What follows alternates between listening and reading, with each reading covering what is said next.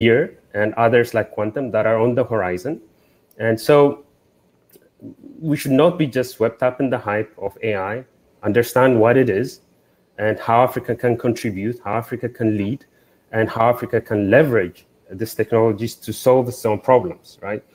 And I think one message that I would like to pass also is let's go beyond the simple apps and the conference papers and so forth, and really think about how can we have impact at scale, right? How can we develop this technology so that they actually solve problems at scale? And I think that's a goal of this seminar series, to really understand what's next in AI, what can you do, right? So I hope all of you will learn a lot from it. I hope you will enjoy it. And with that, I would like to end. Thank you very much. Thank you, Dr. Solomon Assefa. All right, those are some very important reminders about the goals of why we study AI is to have large impact across continents. And that's something that I think we're going to be talking about some today.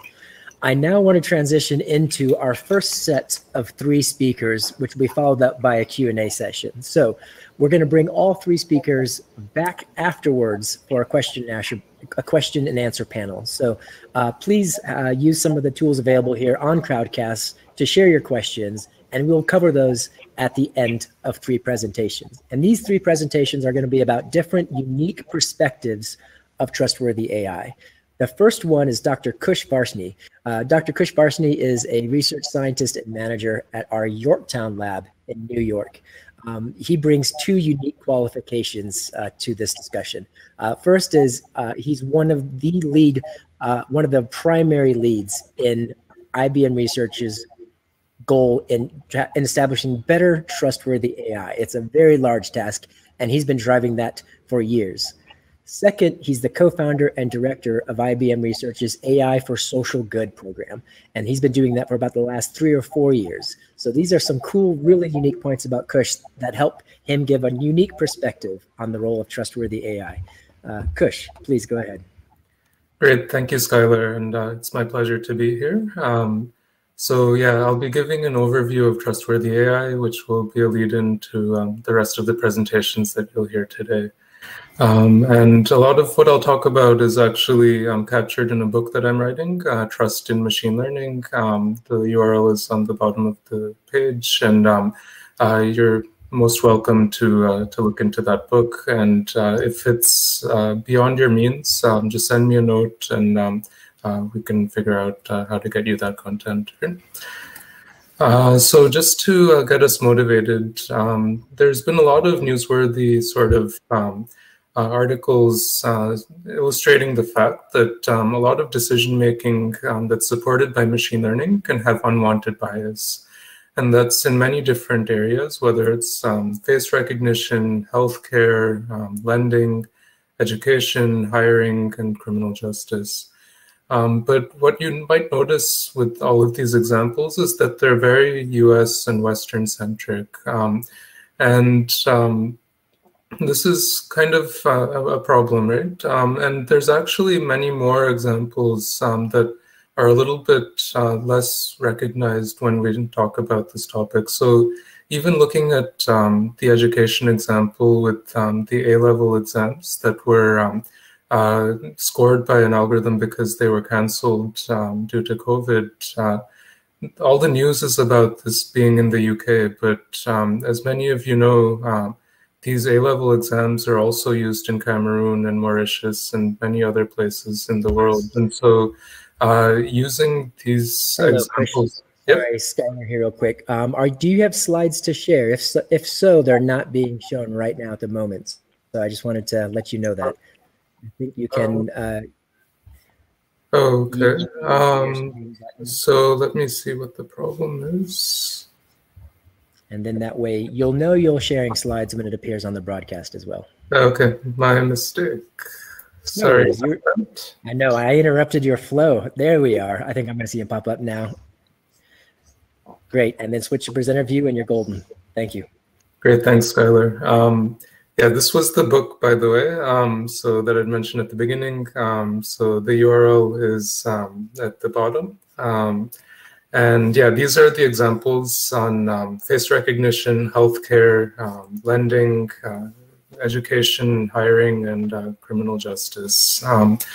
Yeah, so as I was saying, this UK example with these A-level exams that were canceled due to COVID last year, and then they were scored by an algorithm, it made a lot of news that this was unfair, but it was actually not even part of the news at all that these A-level exams are not just in the UK, but in these other countries as well. So that's, I think, something that gets missed when we're talking about AI bias. So there's these so-called like non-traditional fairness use cases that I think are more relevant in, for example, in African settings. So when there's a telecommunications provider that's rolling out infrastructure, when there's retailers who are kind of selecting people to do an extra check on, if there's forest managers who are making decisions about where to plant trees, that has a big effect on indigenous communities who rely on the forests for their livelihood.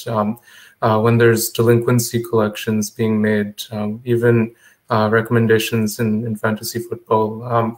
All of these are things where we have seen the use of bias mitigation and algorithmic fairness techniques, and they get missed when we talk more about these Western sort of examples, right?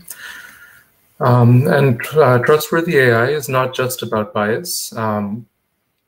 So there have been examples where Uber's self-driving cars have caused a fatality, and that was a result of the systems not being properly calibrated. Or there was an example in Pittsburgh where there was an algorithm used to predict whether patients would re-enter hospitals due to pneumonia, and this particular hospital had the fact that people with asthma would be much less likely to be readmitted for pneumonia, which is counterintuitive, but was true in this hospital because they had a special program for asthmatics. But it would not hold up if you were to apply it in any other hospital. So this could be a big pitfall as well, right? So what do we mean when we say trustworthy AI? And a good place to start this conversation is by asking, what do we mean when we say a person is trustworthy? And let me begin with a specific example and ask you to think about this for a second, right? Do you trust Eliud Kipchoge to run fast? And think about this for a second. I think most of you will say yes, but why would you say yes, right? So first reason is that he's very competent, right? So on October 12th, 2019, he ran a marathon in 1 hour, 59 minutes and 40 seconds, right? But this was done under very special conditions in Vienna with a perfect setup for him to do this really fast, right? Just as a side note, the picture on the left is my kids with their faces painted with the 1:59:40 at Karura Forest in Nairobi, where we had gone for a watch party, right? So what else do you need besides him? Having one example of him running fast, right? So he's also been very reliable, right? Out of all of the marathons he's run, he's won them all except for a couple of them and run very fast each time. And these have been run under very different conditions. Some of them in cool conditions in Europe, in the Olympic Games, in very hot weather in Brazil and in Japan, right? So he's been reliable at doing this as well. What else do we know about Kipchoge, right? So he's been very open about his motivations and how he approaches his running, right? So there's many different quotes out there from him, and they explain what is it that he does and how he reaches his level of competence, okay? And he's also selfless. He doesn't just train by himself. He runs with others and brings all of his community up with him, right? And if we look at the organizational management literature, these are exactly the same 4 attributes that have been pointed out. for trustworthy people and for trustworthy AI. So this first attribute is competence. Can the person or the AI system do what it's supposed to do? The second attribute is reliability, so that competence sticks around in different conditions. The third attribute is some level of openness or intimacy or ability to communicate back and forth. And the fourth attribute is that selflessness that we talked about, so the motivation to serve others' interests as well as your own, right? And these map precisely to what we want out of AI systems, okay? So that first attribute is mapping to accuracy. We want machine learning systems that are accurate. And this is what everyone has been working on for many years. But it's these other attributes which are the new aspect of what we need to work on when we're aiming for trustworthiness. So the second attribute is distributional robustness, fairness, and adversarial robustness. So wanting these systems to work well in different conditions and for all people, right? The third attribute maps to explainability, uncertainty quantification, transparency, and value alignment, so that the machines are telling us as people how they work, and we as people can tell the machines how they should work and what behaviors we want from them. And the fourth attribute is about using AI for social good and social impact applications, but also not just that, but empowering all people around the world to be able to use AI to meet their own goals. Okay. So when we put all of that together, we have this very busy picture of all of the things that we want out of our of trustworthy AI. So I'm not going to read this in detail. I'm going to just flash this a little bit, but emphasize a few different things. So one is that we start with some basic capabilities, move up to pillars of trust like fairness, explainability, robustness. Then we move up to more transparency and testing sort of issues and put all of that together under this window or umbrella of governance. But on the sides, we also have other topics that are not the technical topics, but other things that we also need to do when we're working on trustworthy AI. So those include being precise with different application domains like healthcare and lending and so forth, making broader impacts by interacting with civil society and governments, and focusing on the inclusion aspects as well. So how to get all people around the world to be able to use these technologies. Okay. So there's this quote by one of the early CEOs of IBM, Thomas J. Watson Sr., which I like quite a bit. So he said that the toughest thing about the power of trust is that it's very difficult to build and very easy to destroy. So we're not going to talk about destroying the trust, but what we're going to talk about is how to build that in AI systems. Right? And there's just two words that if you get from this presentation, then I'll be happy, and that's no shortcuts, okay? And let me explain what that means first by coming back to our friend Eliud Kipchoge, right? So he has this quote that I always tell people that this is really simple deal, work hard. If you work hard, follow what's required, and set your priorities right, then you can really perform without taking shortcuts, all right? So he's saying the same thing that I'm saying about not taking shortcuts. So first of all, we don't want to be taking any shortcuts in inclusion, right? So as Solomon said, IBM Research has had our lab on the continent since 2012, right? And there's no shortcut to it. We can't be sitting where I'm sitting in Yorktown Heights, New York, and be hoping to really do the right work for Africa. So we need to be in the right places and work on the technologies. And stealing a phrase from Skylar, so not just working on AI for Africa, but from Africa, right? And then when we get into the technical aspects, we shouldn't be taking shortcuts anywhere in the AI lifecycle, right? So this is a picture which is a typical AI development lifecycle, which involves several stages. So there's a problem specification phase, a data understanding and data preparation phase, modeling phase of evaluation, and then deployment and monitoring. And there's different personas involved in each of those stages. So there's problem owners, data engineers and data scientists, model risk validators, and AI operations engineers. And normally this picture would not have these diverse stakeholders on this side, but I've drawn it on purpose, which I'll explain in a second, right? So as we're going through these different stages, what are the shortcuts that we might be enticed to take, but we shouldn't, right? So when we're in the problem specification phase, the shortcut that one could take is just have the problem owner, usually someone in power, decide what to do, and that's it. But what we want to do instead is take advice from a panel of diverse voices to provide input, whether even a problem should be solved using, first of all, should be solved or not. Is it a instrument of oppression? Would it lead to human rights violations and so forth?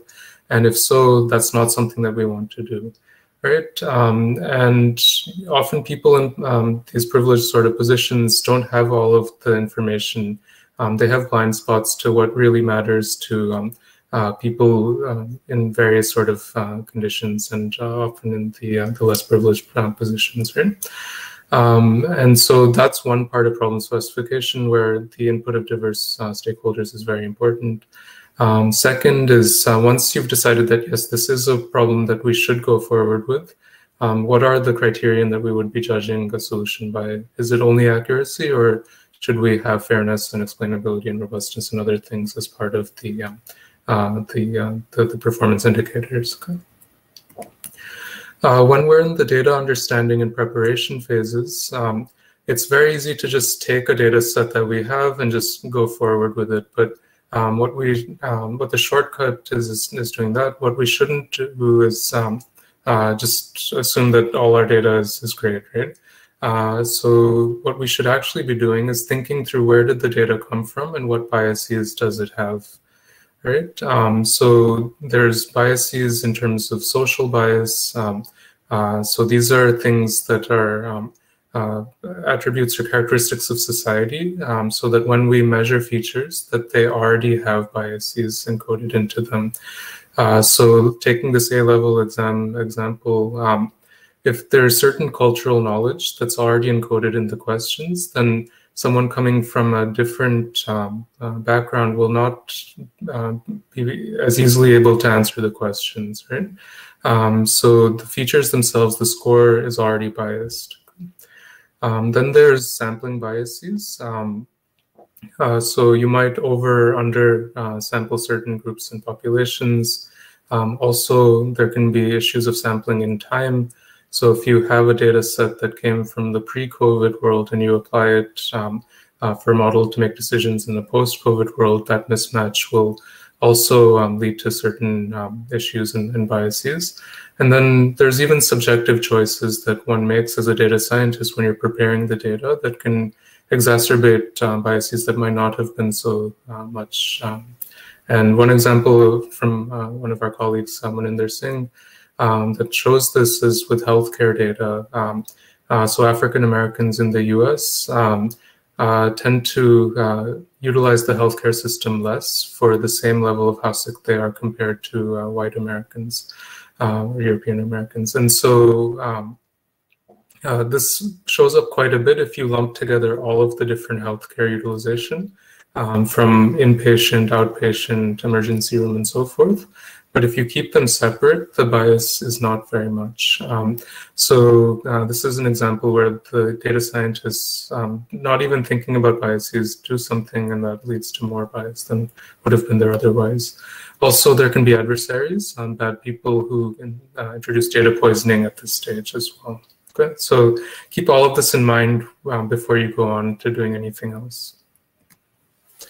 The reason I've been using this no shortcuts phrase is there's actually a pretty nice paper called Shortcut Learning in machine learning.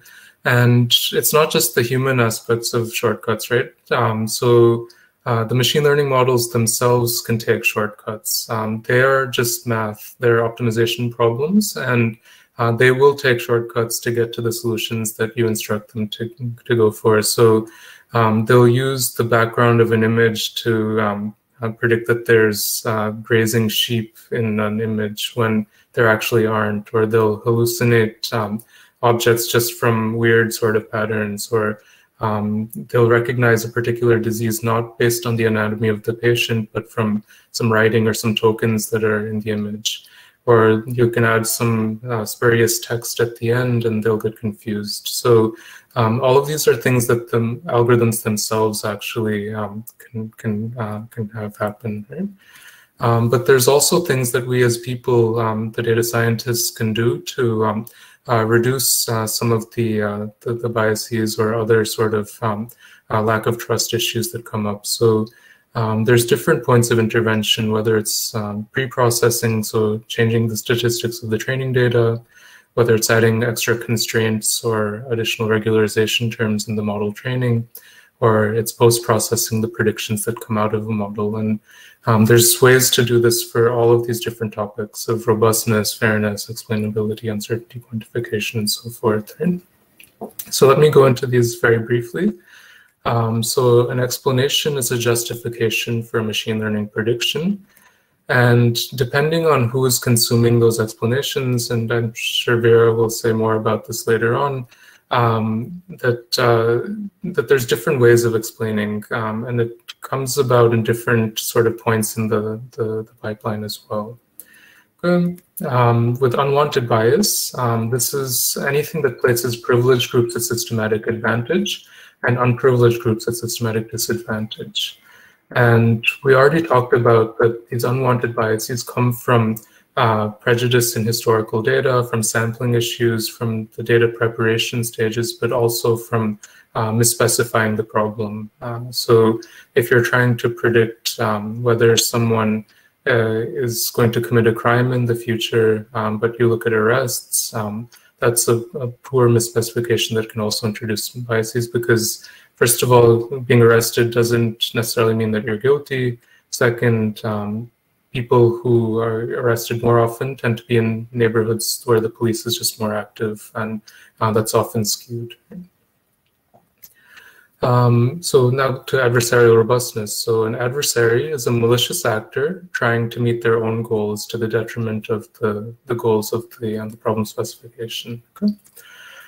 So adversarial robustness is all about detecting, preventing, and certifying against attacks in different ways by malicious adversaries. And they can poison training data, they can introduce weird samples into the machine learning model as input and so forth. And when we're doing this adversarial robustness, it's not just about these bad guys who are sitting in a corner trying to fool you. It's also a way for ourselves to push AI to its limits as a test.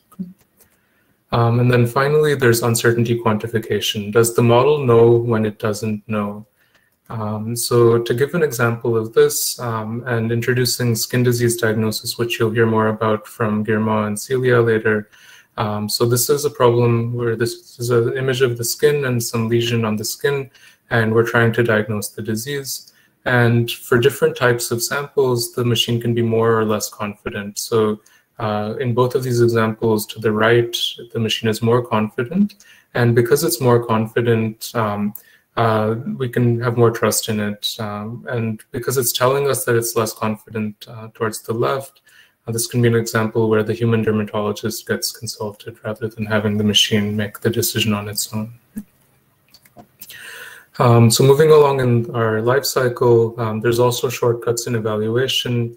Again, we want a panel of diverse voices to tell us and not just have one model validator do the whole job, so that the model validator's blind spots get filled in by the diverse lived experiences of others. Okay.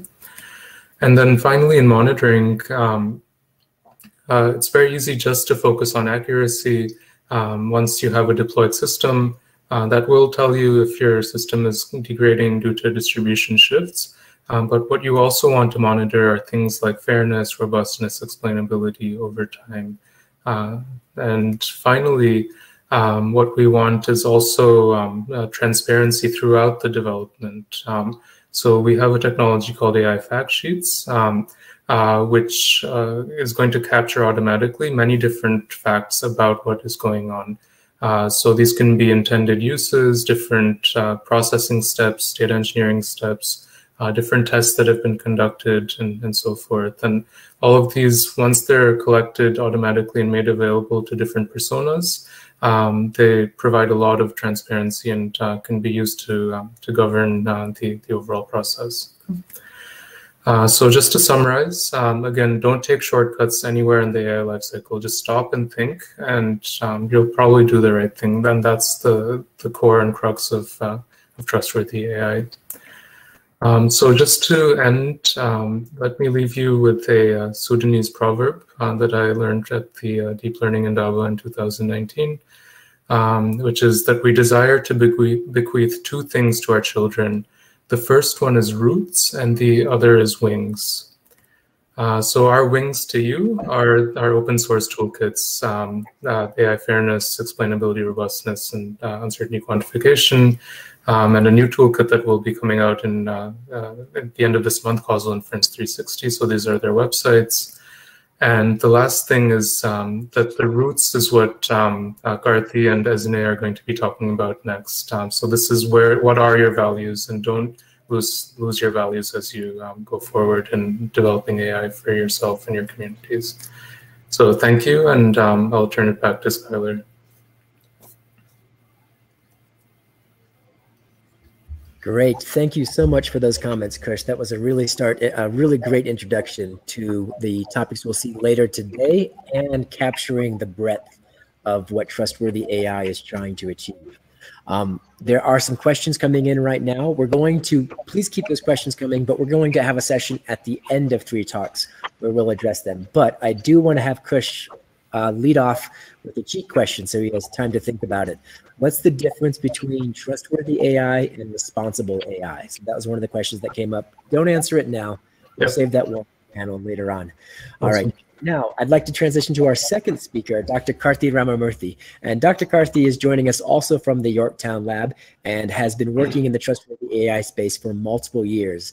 A great piece of information that you need to know about Karthi is he's been the chief architect of the AI 360 toolkit. So you saw those little flags come up on Kush's presentation that said IBM AI 360.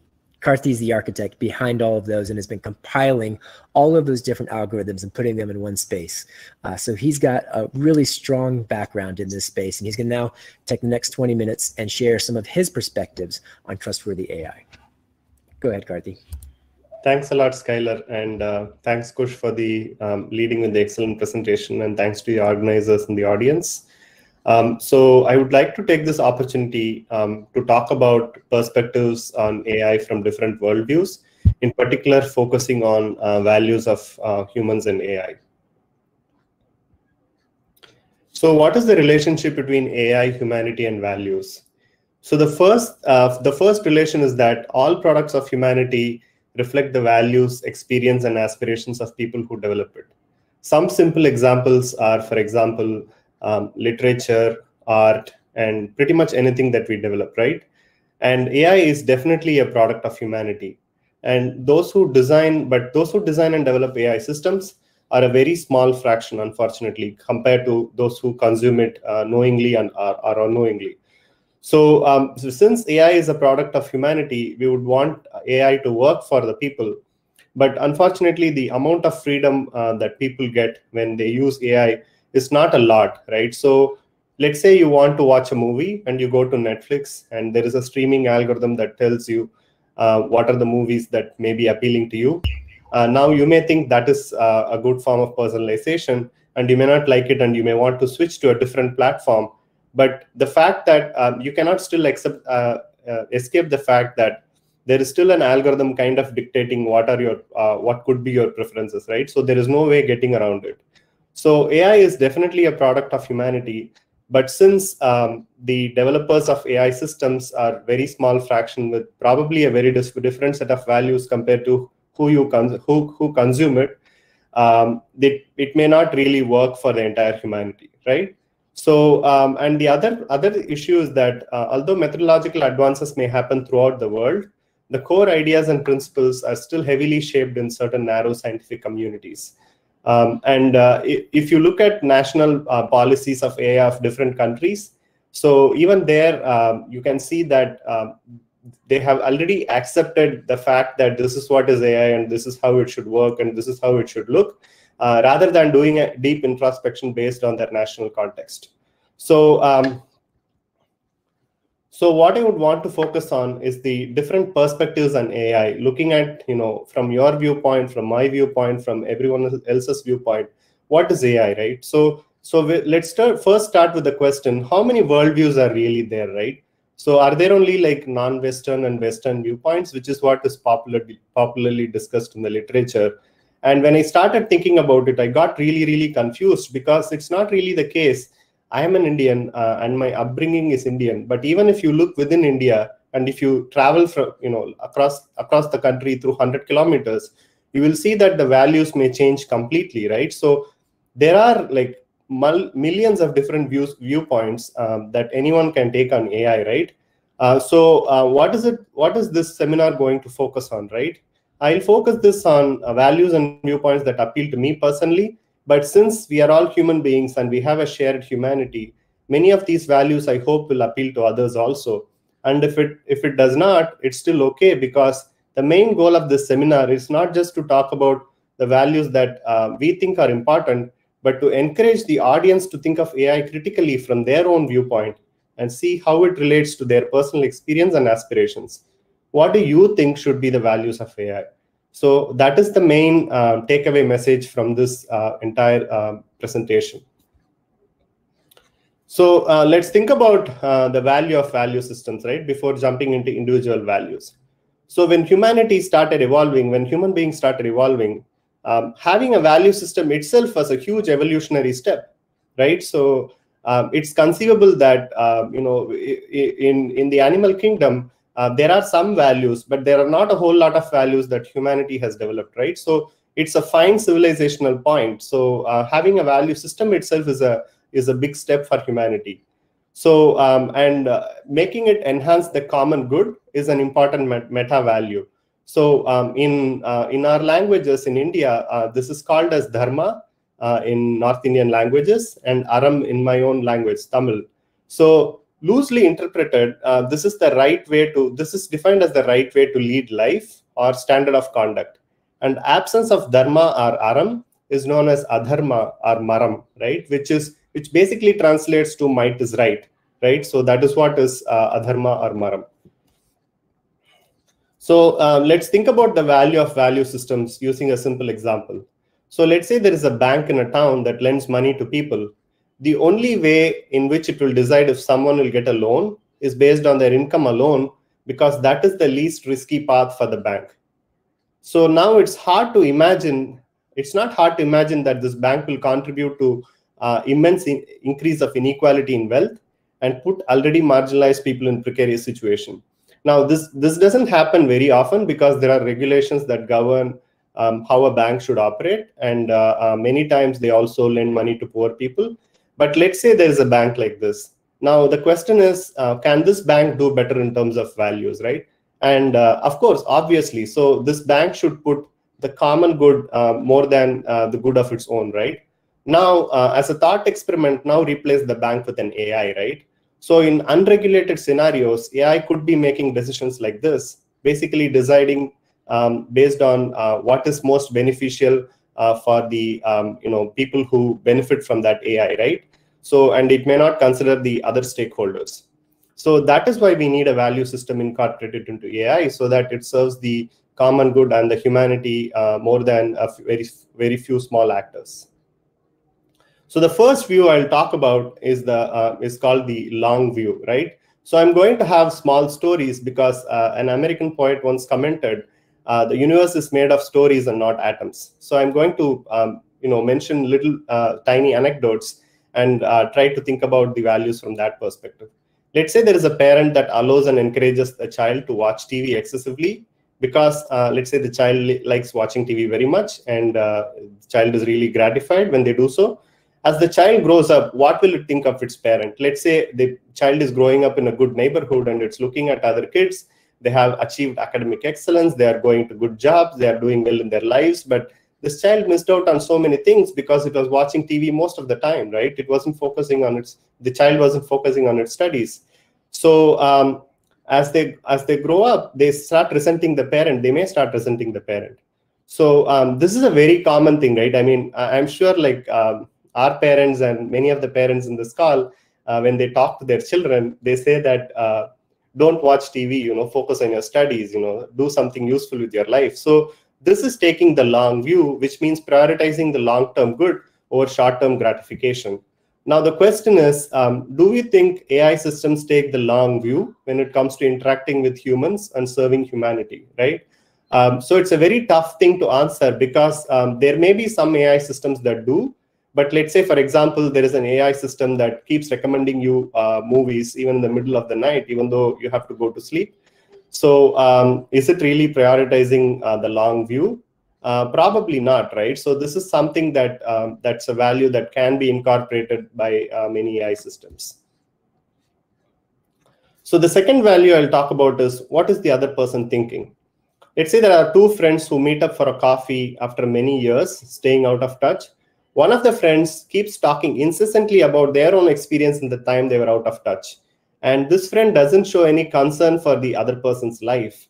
So what do you think the second friend will think about this first friend, right? So do you think they will meet again? So it's very unlikely, right? Because when you meet someone, you want to express genuine interest in their welfare. And you also want them to reciprocate by expressing some interest in your welfare.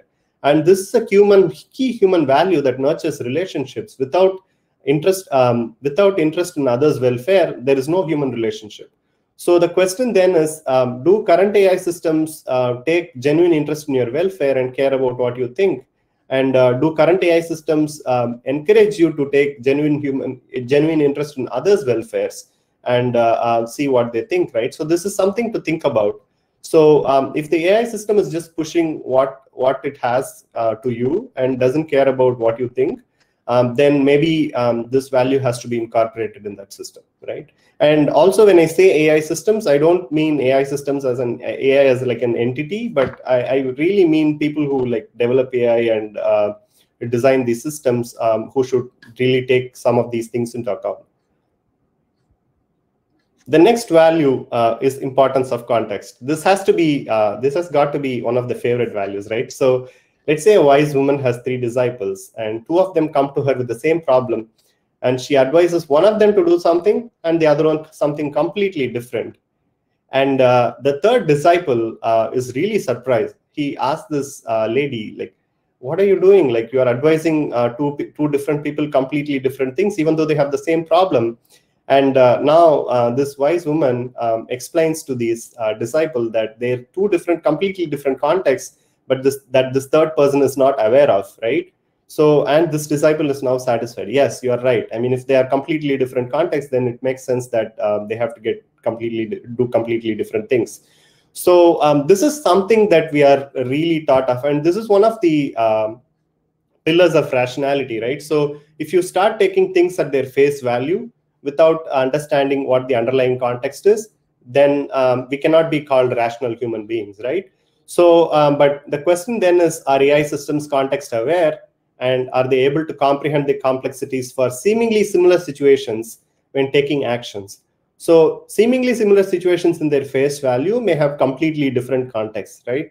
It's like looking at one time snapshot and forgetting the entire past, right? So are AI systems capable of doing that? So sometimes yes, but many times no. And this is something that can be definitely incorporated into systems to make them more useful for humanity. So the next value I'll talk about is ambiguity, right? Let's say there is a fisherman who went to catch fish in a lake, but a recent storm had muddied the waters. This fisherman went back home. He did not catch fish that day because he knows that he won't get much fish, and returned after a few days so that the mud can settle down. And then he caught huge amounts of fish. So this mud is akin to the ambiguity, right? So if you have an ambiguous situation, we usually wait to gather more facts or until an ambiguous situation changes before taking decisions. And this is also something that parents teach their children all the time, right? So if there is a really difficult situation and there are not a lot of facts, they will ask the child to wait. Why don't you wait for a couple of days? Why don't you see what's going on and then decide, right? So this is such a common human thing. But the question is, can AI systems recognize ambiguous situations and take actions accordingly, right? So, or are they always like eager to take some action without thinking about whether the situation was ambiguous or not, right? So, so there have been some advances in AI, like uncertainty quantification and understanding uncertainties. And this is a really good step, but there is a long way to go before AI systems can actually fully recognize ambiguous situations. The next value I'll talk about is criticism. Let's say a ruler has naysayers for ministers and nobody to criticize their actions. And let's say there is a national emergency, right? And we do have a lot of national emergencies going on in many countries now. During a national emergency, if you are not amenable to criticism, or if you are not willing to take in criticism and modify your stance, then you will be woefully underprepared. And the problem is, it's not just the ruler that suffers, it's the whole nation that suffers, right? So being able to accept criticism and modify behavior is considered highly beneficial. And this is also something we talk about all the time. This is like a common sense thing, right? But now the question is, let's say you are interacting with an AI system and you think behavior is unacceptable. So is the AI system able to take your criticism and modify its behavior based on your feedback, right? So that's a key human value that can immensely benefit AI systems. So different sides of truth. 4 people are blindfolded and they are asked to touch an object and say what it is. One says it's a long tube, one says it's a rope, one says it's a pillar, and one says it's a big leaf. So it was actually an elephant, and the people had touched its trunk, tail, leg, and ear, and they had thought it was a rope, a pillar, a big leaf, or a long tube, right?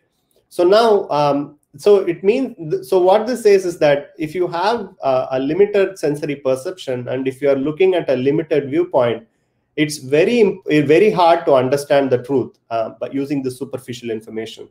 So, and a deep analysis required. So what would have benefited is if these 4 people had gotten together and they had discussed what's going on, and they had thought about what could it be, and they had taken into account other things. They may have concluded, there is a small chance that they would have concluded that it was an elephant, right? So now the question is, are AI systems capable of do AI systems know that they are likely representing one small side of the truth and capable of deep analysis to widen their comprehension, right? So, so I think these are like actually 2 different questions. First is the capability to understand that they represent small side of the truth. And the second is the capability to perform deep analysis to widen their comprehension. So these are extremely good values for AI systems to take into account. So the next value I'll talk about is agency. So let's say there are 100 families in a village, and each family has 2 children. The village school can teach only 100 children. Now, is it fair for 1 child from each family to go to school? Or is it more fair for both children from half the families to go to school? So this is this is actually a trick question, because I mean, there is really no one correct answer here.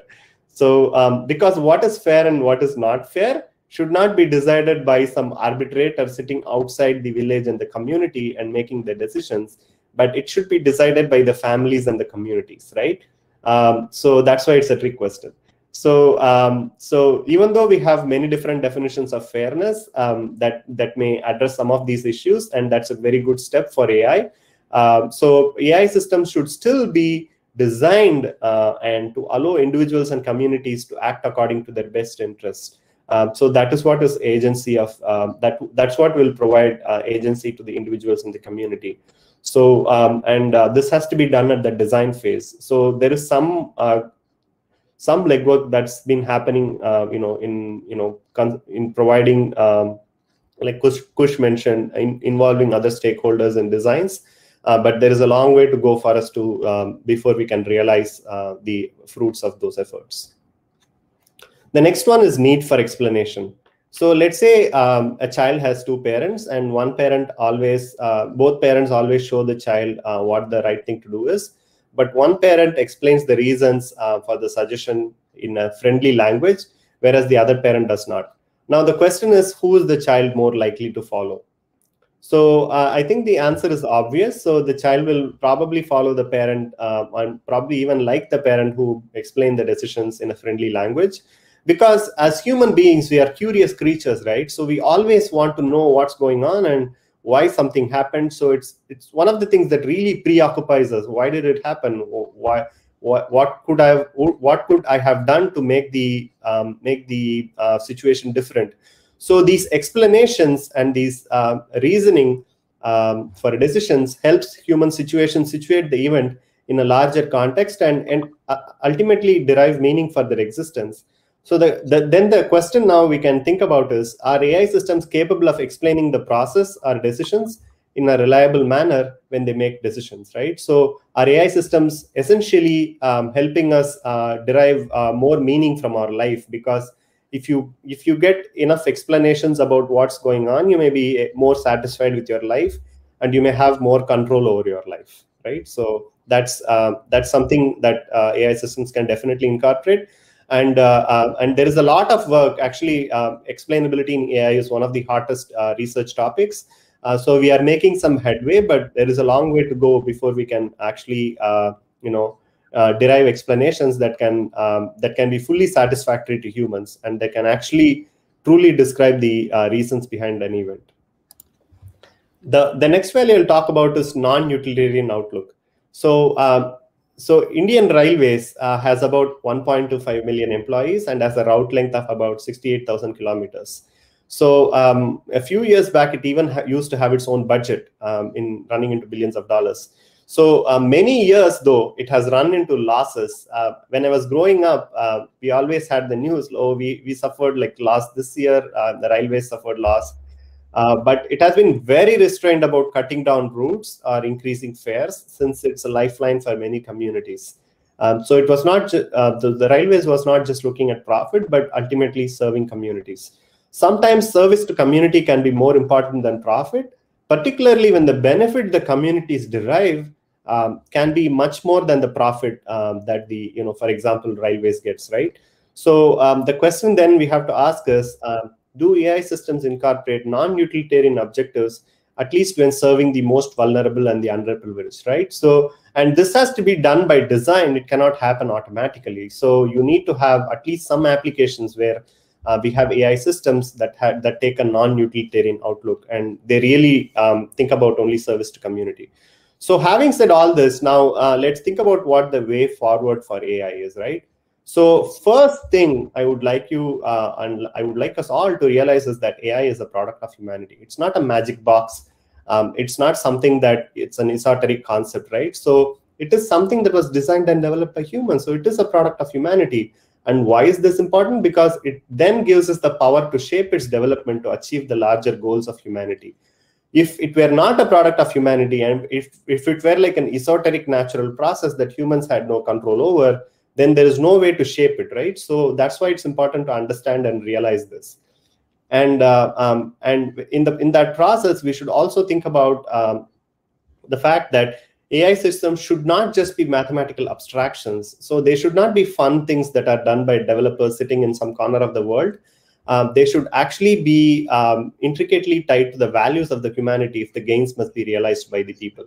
And most importantly, developers of AI systems, whether in the present or in the future, must be keenly aware that ultimately they impact people's lives. So when you write a piece of AI code, it's not just for fun. Of course, it's for fun, but it might also like impact someone else's lives, right? So you have to be like very, very careful and incorporate as much trustworthy AI principles into that as possible, and as much values into that as possible when writing this piece, even if it's like a small function in that will go into an AI system, right?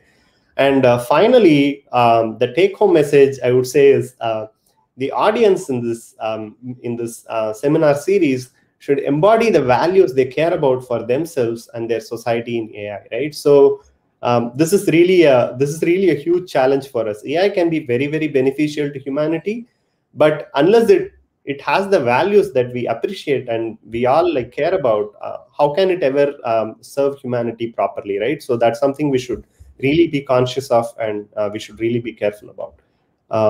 thank you so much. And that's the end of my presentation. All right.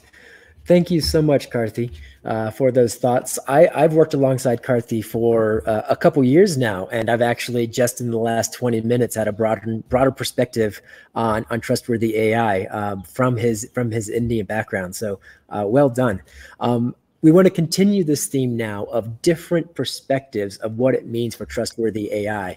And we're going to transition to our third speaker before returning to a panel session. And our third speaker is Azina Kwando, and she was a IBM intern in the social good program in the last 3 months. And I believe within a few weeks, she's starting her PhD at UC Berkeley. And so once again, we just have about 20 minutes now for her to share more unique perspectives around Trustworthy AI. Take it away. Hi, okay. So yeah, thank you, Skylar, for the introduction. And thank you, Karthi and Kush for laying the foundations for my presentation. There are a lot of ethical AI frameworks that have been introduced in recent years. And as Karthi discussed, products of humanity reflect the values of the people that develop them, and AI is no different. And so in this presentation, I'm going to dive a little deeper into some of the values that Karthi has discussed already that I think are of particular interest to communities that I'm a part of and that I believe the audience is a part of as well. So just a brief outline of this talk. I'll do a quick introduction on some of the social contract theory, because that's where a lot of ethical AI frameworks tend to start. And then I'll talk through what I saw or I found was missing, and talk through some examples of work that's being done. And these are some things that I've worked on, but also really just highlighting the amazing work of other researchers in the field. And so, and more work that needs to be done as well. And I will say that I can't cover all the work that's being done. So just know that there is a lot of work being done and more avenues of research to explore. And I also wanted to say that, that I'm still learning. About all of these topics.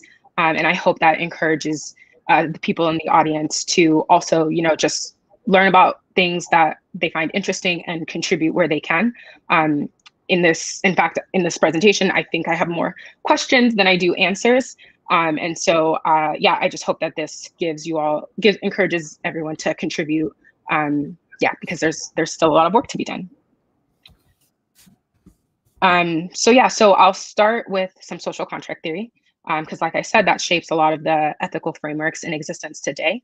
And it's supposed to, what essentially this does is give a guide on how individuals are supposed to relate and interact with each other in a society. And because AI is, permeating a lot of aspects of society, this building block is where a lot of frameworks go forward to determine how AI should then interact in our society and how we should interact with AI as well. So for starters, Thomas Hobbes was a philosopher who, defined social contract theory as this method of justifying political principles by appealing to agreements that would be made among what he called suitably situated, rational, free, and equal persons. And essentially, he believed that the social contract mainly lies in the abilities of individual human beings who are willingly deciding to form a society, and that the best way to understand the society is to go to the individual beings that constitute them. And he also said that without, social order and certain constraints, that like humans would revert to their individualistic nature, and problems would arise. And other philosophers kind of dive deeper and enumerate things that must be protected under the social contract between individuals, such as human life and human liberty and property. And as AI has developed, we see these values and ideologies embedded in a lot of AI systems. And for example, there is a popular, undergrad textbook in AI. I think it's just called Artificial Intelligence by Stuart Russell. And they define a rational agent as one that does the right thing.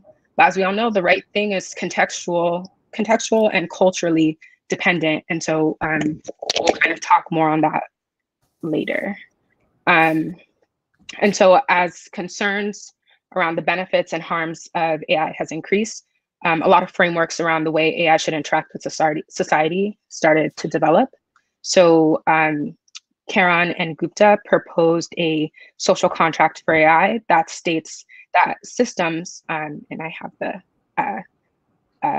the reference in case anybody is interested, but they state that AI systems should be developed and implemented with 4 key elements in mind. So that is socially accepted purpose, responsible methods, socially aware risk, and socially beneficial outcomes.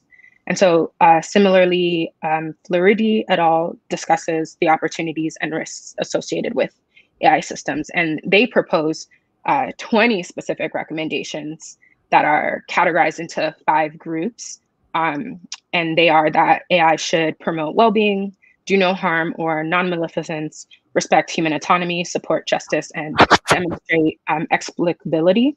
And a lot of, these are just 2 examples of frameworks, ethical frameworks around AI, but there are so many more. There are a lot of companies who in the past few years introduced guidelines for how they believe that AI should be developed, and even different academic societies like the ACM, the Association for Computing Machinery, also has developed their own guidelines. And so there's a lot going on in this space.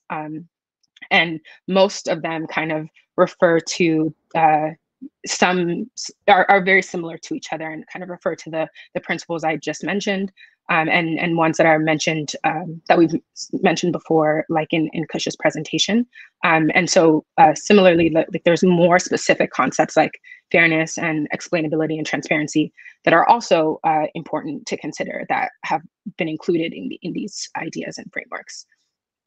And so, while these principles are very much needed and guide kind of the creation of trustworthy AI, there are viewpoints and perspectives that are missing. And the fact that they're missing is, I think, an indication of deeper rooted power imbalances that kind of exist globally and can be traced back to a lot of issues such as colonialism and so on and so forth. And so I'll give some examples of the missing perspectives that Karthi also touched on in his presentation, and just highlight some other philosophies that touch on these concepts in their work, as well as how it relates to work that I've seen in AI. And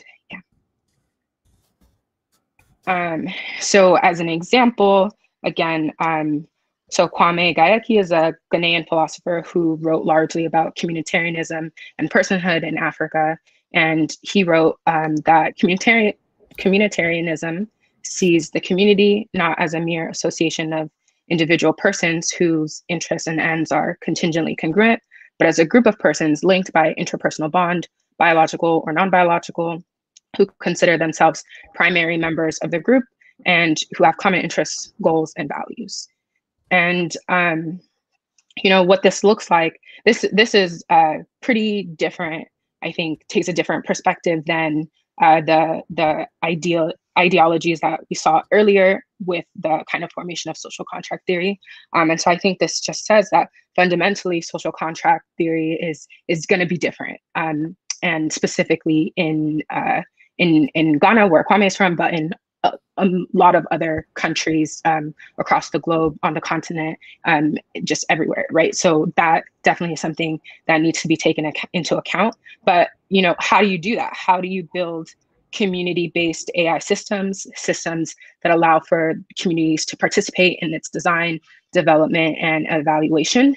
And like I said, I don't have all the answers, but I think one initiative that I've seen that I think that I feel like embodies kind of this ideal is just highlighting, if you don't already know, this research initiative called Masakain that strives to ensure that African languages are represented in the field of natural language processing. And I think their system works to be inclusive of all African languages and takes feedback from community members to improve their translations across different languages. And so I think that's one example. And I think we can even dive deeper, honestly, into like building or taking input from different stakeholders and community, taking a more participatory approach from communities to develop AI systems. And yeah, I think there's a lot of good work to be done and being done in this ideal. And so there's also context, right? So context matters. I think a lot of people agree with that sentiment, and it can be the thing that makes or breaks a decision for humans and machines. If one has data but doesn't understand the context behind the data, we build systems that do more harm than good. I think there's a lot of examples that kind of show that. And so in addition to decision making, using data needs to be context driven and culturally aware, because the interventions that may be right in one context, may not be correct in another. And so in a recent paper, which I'll link here, the co-authors presented many challenges that researchers and data practitioners face with data sharing in Africa. And so they make a lot of interesting points. So I would highly, highly recommend taking a deeper look. But one point in particular that they make is that understanding context and the local norms of communities is essential to understanding data. And yet it's often very much overlooked and a major barrier to data sharing.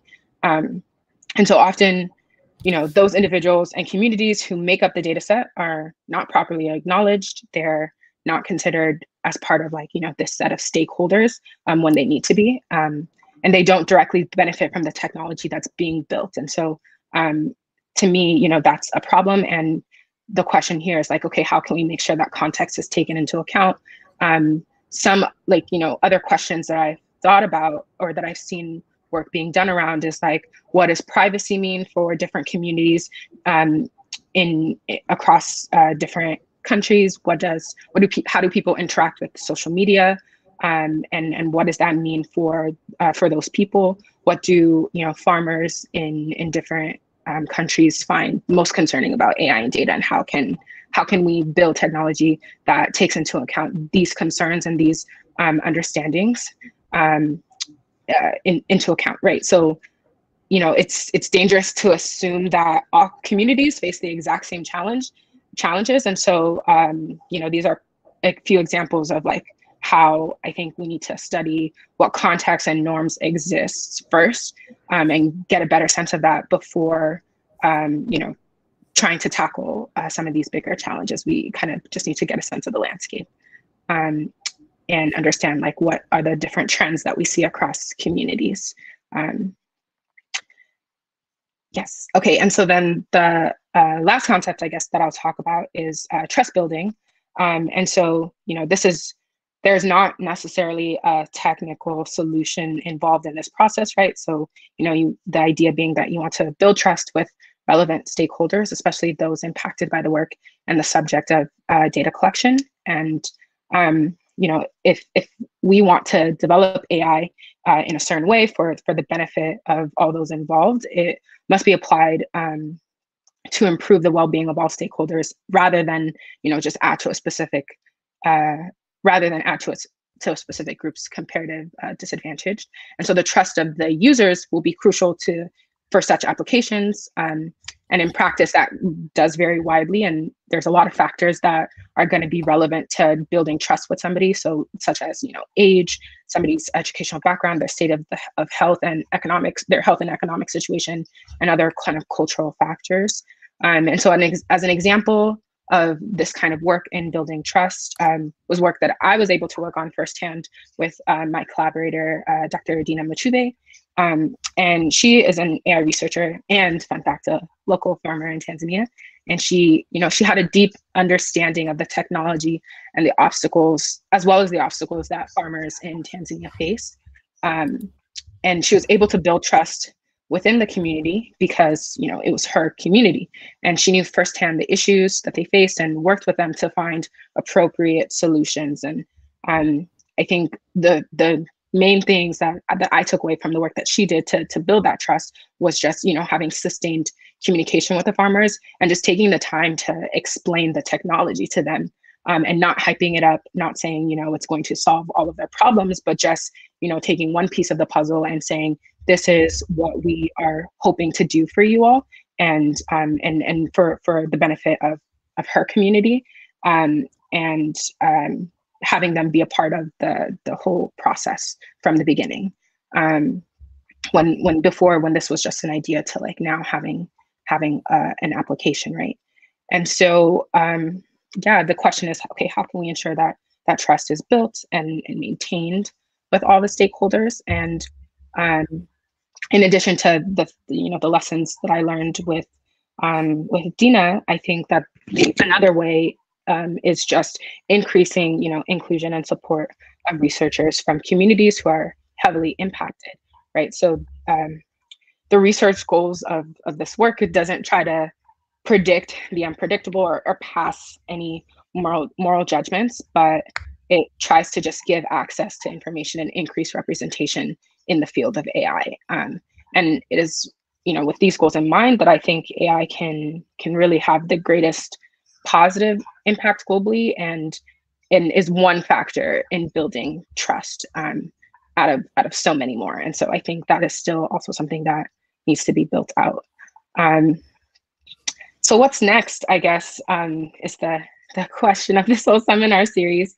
And so, yeah, there are a lot of lines of work to be done, far beyond the ones that I've mentioned here today, ranging from agriculture to tech policy. There are a lot of countries who are starting to build out, or who have already built out, you know, a lot of policy and infrastructure around AI, especially on the continent, which, you know, was not the case a couple of years ago, where a lot of the AI policies and strategies were coming from the global north. But now we start to see a lot coming from the continent. And so ultimately, I think where we go next should be decided by Africans and for Africans. And even within that, there's already like a diverse set of perspectives, right? You're not going to see the same solutions necessarily for Ethiopia versus for Kenya, and even within that, again, as Karthi mentioned, within countries, there's a lot of a diverse set of challenges. But, you know, ultimately, I think that there needs to be just a shift in power dynamics insofar as who controls the data, who benefits from the technology, where are stakeholders involved. I think they should be involved right from the beginning. And if we're to avoid, you know, irreparable harm, a shift where people are no longer just consumers or data subjects, but creators, designers, and builders, you know, I think that is an important next step, and something that I think is already underway that people are working really hard to do. And so I would just encourage everyone who wants to get involved, who's not already, to get involved by, yeah, just supporting. There's a lot of existing initiatives going on, such as, you know, Data Science Africa, Deep Learning in Daba, Block and AI, to name a few. There's even a lot more than that. So yeah, if you are looking to get plugged in, I hope you do. Feel free to reach out. And thank you so much. Thank you, Azine. We are now going to bring back all three of the speakers that have presented in the last hour or so and hit them with a few questions. I know I already fed one to Kush. Karthi, I'm going to feed one to you so you can think about it for a little bit, and then I'm going to put Azine on the spot first, okay? So Karthi, you get a bit of time. Azine, sorry. Karthi, one of the questions that came up is, can you give a few examples where the AI Fairness 360 toolkit has been used to address some of the different problems that you mentioned in your talk? So a few, you know, kind of real world use cases that you can think of where the AI Fairness 360 toolkit has been able to come in and step in on context or explainability or robustness. So think about that for a little bit. But on the spot, Azine, I know you are heavily involved in the Black in AI Society. Can you just spend 30 seconds or a minute or two talking about that program? Because I don't think too many people in our audience necessarily are familiar with it. So here's your chance to stump for that. Yeah, of course. Yeah, so I am a part of Black in AI, and we're an organization whose mission is to just increase representation in the field of AI. And we do that in various ways. I think right now our main programs are through our annual workshop, which we workshop and other kind of social events at other conferences. So the main one is at NeurIPS. And so look out for that if it's happening this year virtually, where we also provide a lot of financial support so that people are able to attend and can submit their work and be showcased. Actually, I met Kush through the Black in AI workshop as well. So, you know, a lot of good connections to be made. And we also have an academic program that helps to bring, just helps people, you know, with the application process, graduate school application process, either for masters or for PhDs. We hold seminars where people can come ask questions and just demystify the entire application process. And we've worked really hard this past year to remove the GRE requirement from a lot of these programs, and that was successful. And now you see a lot of programs are in fact removing that requirement. So yeah, we have a lot of work coming up. And so if you're not already plugged in, feel free to just go to blackinai.org and you can be a part of the forum where we also post job postings and other opportunities. A lot of opportunities are posted there to get involved. And so yeah, there's a lot more on the horizon, like related to entrepreneurship and other kind of issues around getting representation there. So yeah, stay tuned. Great. Thank you for that. Okay, now back to Kush. The question we had earlier, can you compare and contrast responsible AI and trustworthy AI?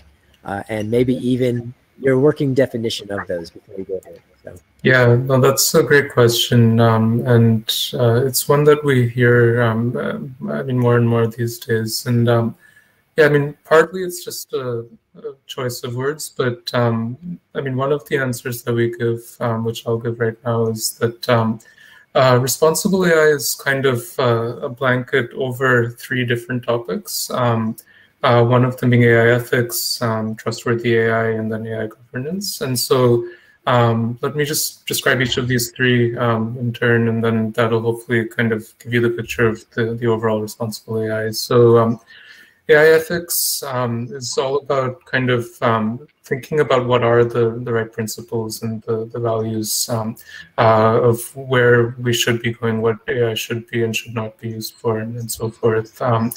Then trustworthy AI is taking those principles and policies and so forth and actually operationalizing them. So in terms of the actual methods and algorithms and technologies, so the topics of fairness, explainability, robustness, transparency, and so forth. So coming up with the metrics, the algorithms, and so forth. And then AI governance is kind of the end stage where once you have these methods, how do you actually institute them in organizations, in any sort of deployment and so forth. So if we think of these 3 as kind of sub-buckets, then we have responsible AI as the overarching theme. All right, great. Yeah, it's really interesting how those interact and perhaps even envelop each other on those. So thanks for that distinction. Karthi, we're coming back to you. Examples where we've seen actually some successes in bringing in more of these algorithms that do better robustness, better fairness, better explainability. Can you give a few examples? Yeah, I mean, internally we have done a lot of efforts. We are trying to include, many of the trustworthy AI principles in the internal processes in IBM, and we are trying to use these toolkits internally. So I would say that's a big thing because IBM is a huge company. So that's definitely one big thing. And also in some external facing aspects. So for example, we have an engagement that was also advertised with the advertising team in IBM to bring about changes in how we can advertise stuff with fairness constraints in mind, right? So that is one place where we are bringing in fairness toolkits, and we are using AI Fairness 360 toolkits. So that is one external facing example. And one of the goals is to actually change the way advertising works by including some of the fairness principles in the design stage itself.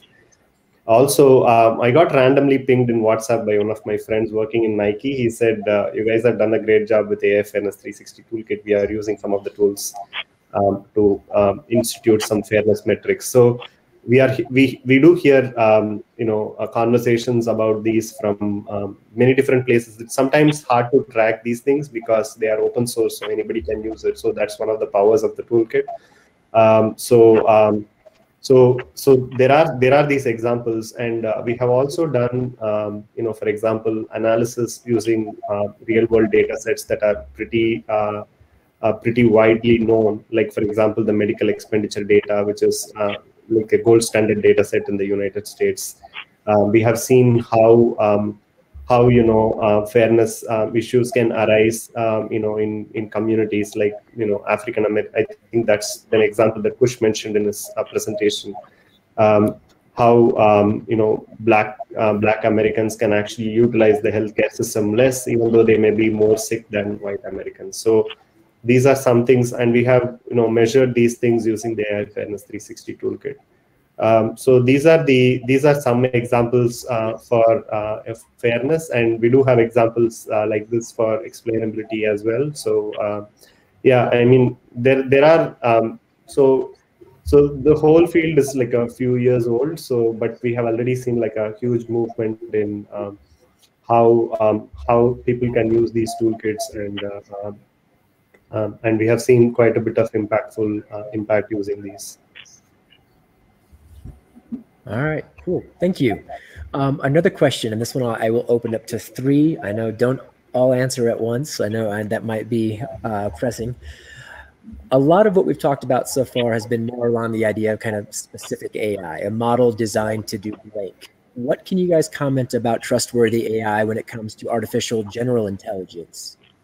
Do the same rules apply, or are they tackling a different beast? And so if you could, maybe expound on that a little bit.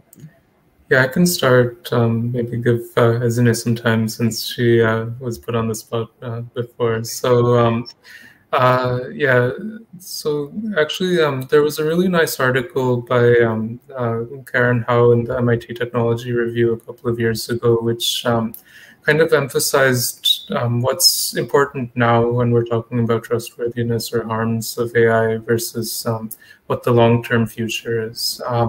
So artificial general intelligence, for those who don't know, it's the idea that in some future state, AI will be so powerful that it has equal or even better capabilities to think than humans do. And there's a lot of dystopian sort of versions of how that might play out. So that includes kind of the AI taking over the world and subjugating humans and all sorts of bad science fiction sort of things that can happen. So those are all, I mean, yes, they are in the consciousness of people and researchers, but really it's the small things right now that I think are the most important to focus on. So if there's an AI system that's helping with the mobile money lending approvals, and there's just a 2% difference in the approval rate among, let's say, women and men, that is the sort of thing that is the most important right now to address, and that's where our trustworthy AI work is focused. Yes, I mean, there can be kind of the AGI sort of things coming up later, but if we don't focus on what is affecting society and life right now, then I think we're going to be harming ourselves even more than what might happen later on. Yeah. Yeah, no, I think I agree with that sentiment as well, just because, I'm not in the field of AGI specifically, but of the few papers that I've read, it does seem that, we're still, it's still forming, we're still, deciding how we feel about that as a field. And so I guess, for me and the type of work that I like to do and that I find is like really impactful is the work that is impacting people right now, is harming people right now. And honestly, I kind of feel like it is somewhat of a luxury to think that far ahead. And so I wonder if we like focus our efforts on the things that are impacting, you know, underserved communities now and communities that are harmed now, like how much further we'd be along in that process to then start thinking about AGI. But that's not to say that, you know, who knows what will happen when it's created, when it's developed. But at the same time, yeah, I think that focusing on the issues we have at hand is more than enough to fill a lifetime. All right, thanks for that. Karthi, yes, no, you can pass. We've got more questions.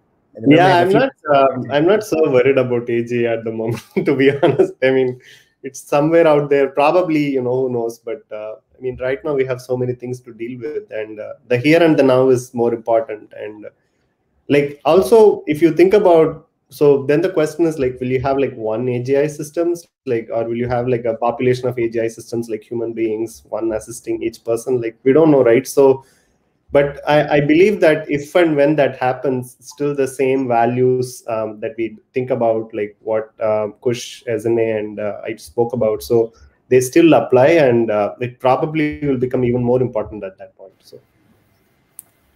Yeah, and let me add one more thing on this topic. So one of our colleagues at IBM Research, John Richards, recently wrote a paper contrasting individual trust versus institutional trust.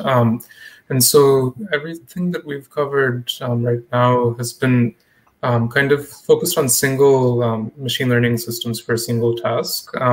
And so fairness, explainability, robustness, and so forth are important for building trust in those.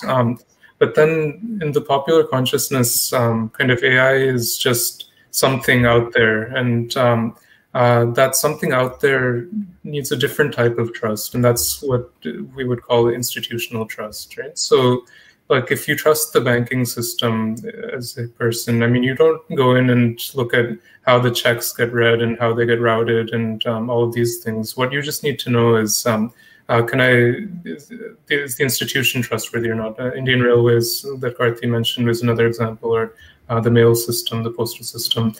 So all of these things, you don't go in and like trust the components or like individual processes, but the whole thing. And for that, what we have recognized is that it's more about kind of certification and kind of fact sheets and transparency that are the key, rather than kind of these individual components. So there has to be a balance between both as well. Great. I think that's a very great point to end on. And that actually is now going to unfortunately conclude our question and answer session for the panel. So I think we'll have our producer behind the scenes transition away. Kush, Karthi, and Barsney, again, thank you all speakers for your time this afternoon. And we are now going to have a halfway kind of intermission session here with an academic, Dr. Benjamin Rossman from University of Witwatersrand, or Wits University. And I think two important things you need to know about Dr. Rossman is he runs the RAIL lab, Robotics, Autonomous Intelligence, and Learning, out of Wits University. And second, he's been one of the co-founder and directors of the Deep Learning Indaba. And so that is a recent conference that's been you know, COVID, before COVID at least, had different sessions across the continent, really promoting artificial intelligence and machine learning capacity from the continent. And so Dr. Rossman is now going to share his thoughts on this space now. Benji, go ahead, take it away. Hi, thanks so much. And it's great to be here. Yeah, it really is an honor. It's a very important topic that I think's being discussed today. And I'm going to talk about something maybe a little bit more technical and a bit specific, which is in the area that I work in, which is reinforcement learning. And it's not a very long talk, so I'll try to touch on some of the ideas that have come out of our research, and hopefully this is interesting. So looking at this idea of moving towards trustworthy reinforcement learning, which is a bit of a different topic to what people often think about in this space. The kinds of problems that I'm really interested in is something like this. You've got an agent or a decision maker, which might be a robot, in some environment, which could be a factory. And we're trying to learn complicated behaviors autonomously by the agent itself. So we'd like it to be able to move around and pick things up, maybe do something quite complicated, assemble different things or clean up an area or something like that. Now, this is quite a complicated thing to learn. Historically, people would hard code this, but we're in the era of AI and machine learning. So what can we do to learn here? Well, this is the reinforcement learning problem. And the idea is that we have our decision maker in the factory, our robot here, that gets to take actions. And what happens is the state of the environment, the configuration of the world and the robot itself changes as a result of the actions that were taken. In addition, we get some sort of reward from the environment that tells us when we've done something good or bad.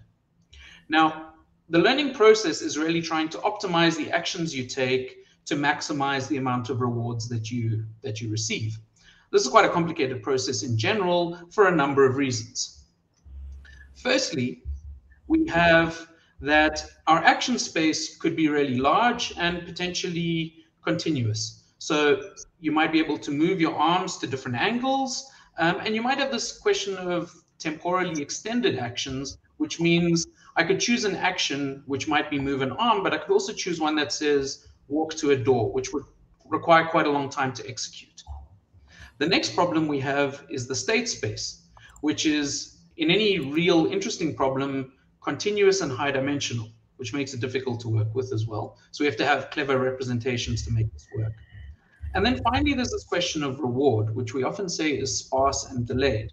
Now, this is challenging because if you define the wrong reward function, then your robot or your learning agent might end up learning to do the wrong thing, right? You don't just want to learn to get from A to B, but you want to do it maybe obeying the rules of the road and doing so safely. So this makes the problem quite difficult. You've got all these factors coming together. Again, something we have to bear in mind while we're learning. Now, the question is, as we're learning in these spaces, it's also quite difficult to diagnose what's happening. So often what we do as a representation while we're learning is what's called a Q table. We try and learn something about the value or the goodness of every action under every state. But then you end up with some sort of crazy table like this, which is hard to diagnose. We can't really see if it's doing the right or wrong thing. And indeed, if it's doing the wrong thing, it can be hard to tell why. With particularly complicated problems, people have turned to neural networks, and this is where we get deep reinforcement learning. And the challenge here is even worse. You've got this massive neural network with millions of weights in it. And if something's not working exactly the way you want it to, it's very difficult to diagnose where the problem is. And then, as I alluded to with the reward functions, this is something really important. If we were to annotate everything good or bad that could happen as our agent moves around the space, this is incredibly complicated. And if we make a mistake here or do something wrong, we could get really undesirable behaviors. So let's look a little bit about some of the research that's happening in my lab to tackle some of these problems. We're going to start off looking at questions around the action and state space. And imagine you had a problem like this. You wanted your little agent to learn to solve a problem such as this. This is work done by my PhD student, Steve James. And if you're trying to solve a problem like this, it's quite complicated. There's a lot you can do, and it's continuous. What you'd like to have is some sort of representation like this that tells you, if I execute a go down ladder action, I move from a precondition that says there was a ladder below me to something like an effect that says there's a ladder above me and the ground is below me. This is a more understandable representation, easier to see what's happening when we work with our agents. Now, we can learn these kinds of things, and we've shown, but fundamentally what you'd like to see is that if I'm going down a ladder, what I want is a precondition that looks like two symbols. One, I'm kind of in this X position over here, and I'm kind of in this Y position over here, which means I'm at the top of this ladder. And the effect is that I'm in this position here, no longer in this one and there. So I've walked down the ladder. So we'd like to be able to learn this, and that gives us this piece of knowledge that we can use transferably and understandably. The way we do this relies on a whole lot of other tools from machine learning. We have to do clustering. We use support vector machines to estimate what's required for these skills, and we use kernel density estimators to estimate the effects, but we get these rules out that can be transferred between tasks. So for example, we might get a rule that says, if I'm in this situation, so my agent's at the top of a ladder, and I execute this descend ladder rule or action, I end up in this situation. There's ground below me and a ladder above me. Or if I'm at a switch and I execute an interact action, then the switch changes position. So I can actually learn these, which are much more interpretable and understandable than the previous representations I was talking about. We can also ground these, learn specific instances where this can happen. And by piecing this information together, we can actually learn to solve these complicated problems. Right? So this is just now with planning, we can use these representations to solve this complicated problem. We can take it a step further that says if we've got different actions that are relatable, we can actually compress them into a more general form. And we've been able to use this to solve very complicated problems, these very long horizon tasks in settings such as Minecraft. In fact, once you've got these objects, work done by another PhD student of mine, or Firmarom, you can use these ideas to get these transferable rules that we can use in multiple places. So the idea here is maybe we could get a rule that says, if I'm in this world and I try go east and there's a box to the one side of me and there's a wall on the other side of the box, nothing's going to happen. We can learn specific dynamics that happen for these objects. We've done a lot of theory to show that this can be efficiently learned, but the effect is I could learn everything about this game from the small instance with 8,000 states, and with no extra learning, I could understand everything I need to play in this 1 million state level. All I have to do is plan at this point. All right, that was talking a little bit about the states and actions, but can we do something with rewards as well? Well, it turns out we can. The question is, if I'm in this world and my agent knows something like how to collect blue objects or how to collect boxes, can I do more with that? So I might want to ask, can I collect objects that are blue and boxes? Or something like, I want objects that are blue or boxes, but not a blue box. Turns out you can't do this with traditional formalisms. That gives you suboptimal responses. We've defined new structures that allow you to do this. So these are what we call extended value functions that allow you to solve the individual problems optimally. So if I've got this object that lets me learn how to collect blue objects, which looks like this, or collect boxes, which looks like this, I can combine them optimally to solve other problems, such as collect things that are blue or boxes. And this is what the optimal policy will look like. No extra learning required, things that are blue and boxes, things that are that are not boxes, or even these more complicated functions like I specified in the beginning. So all of this then happens with no additional learning. The cool thing about this is that if we learn a set of base tasks, we can actually solve a super exponential set of problems just by combining the knowledge we've already gained. What this really means for us that's important is if we want to specify a really complicated task in this setting, we don't have to rely on a human doing all the right things and thinking about all the right numbers to put in certain places. And if they mess up, there could be something catastrophic happening, as in maybe a self-driving car crashing or something like that.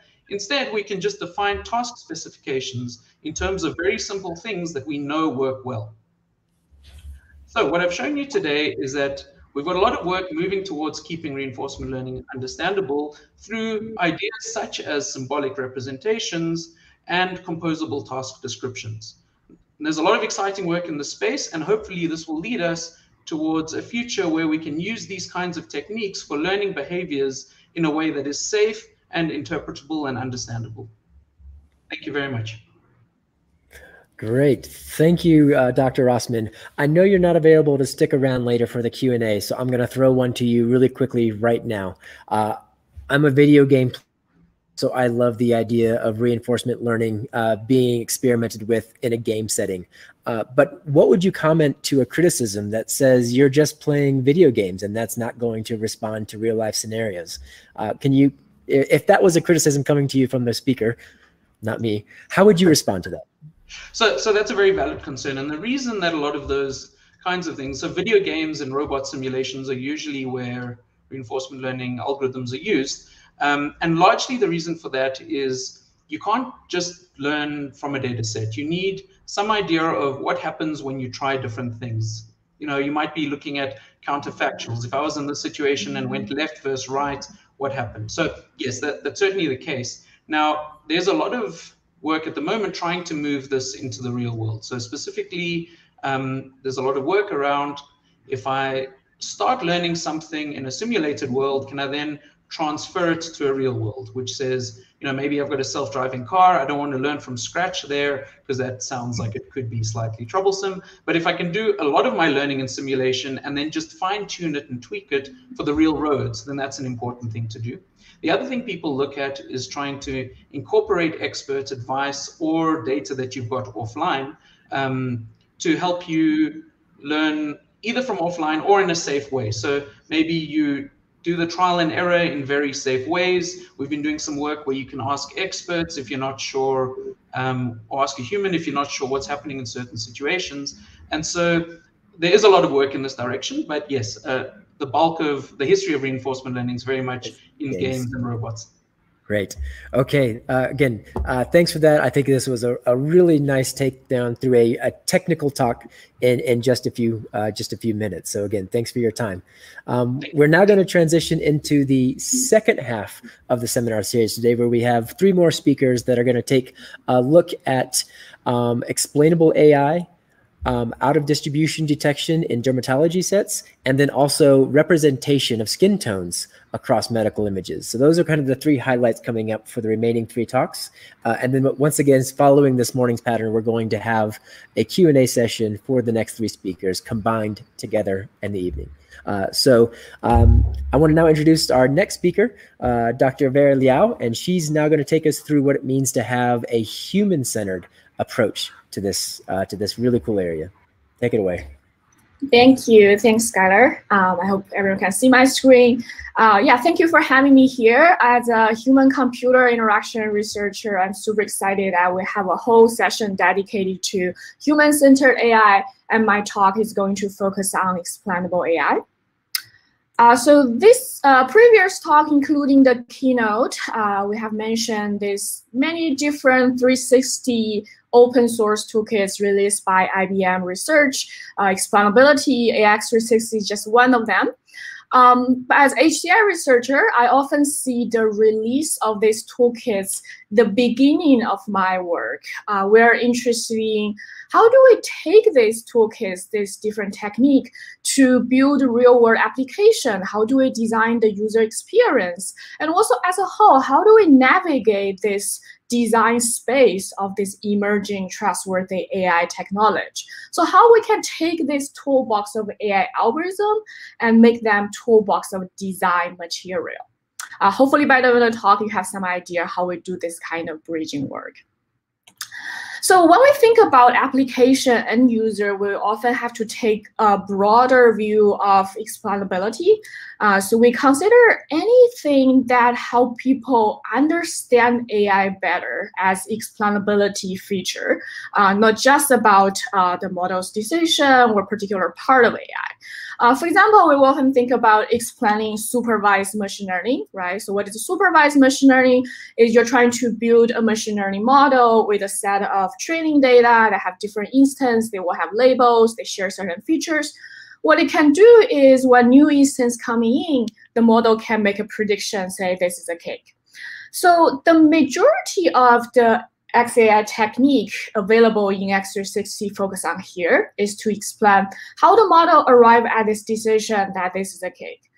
But user might also be interested in the explanation of training data, which we have technique in X360 addressing that. They may also be interested in different kinds of model facts, like performance, limitation. There's another toolkit called FactSheet360 that can give you some solution for that. So explainable AI, interpretable machine learning has really become kind of a buzzword recently. One reason is, of course, AI is increasingly used in high-stake domain. So if the AI make an error, the consequence can be very problematic. And also, users in those situations, they will be more cautious, right? If you hand them a black box model, or personally, I like you to use the term opaque box model, they might be hesitant to use it. So there is this trust and also adoption issue.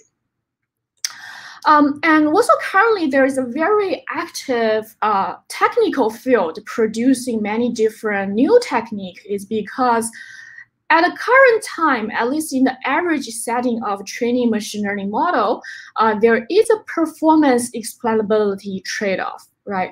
On the one end, you have simpler model like linear model, decision tree. They're relatively easy to understand, but they don't perform that well. On the other end, we have very popular deep neural network or ensemble model. They perform very well, but they are complex, opaque. They don't necessarily follow human understandable logic. So when you're using that, you often have to use a new set of technique or algorithm to generate explanation. That's what we call post-hoc explanation. And one example, a very popular algorithm is called LIME, right? What LIME does is to take this deep neural network you already built and you want to understand this particular prediction.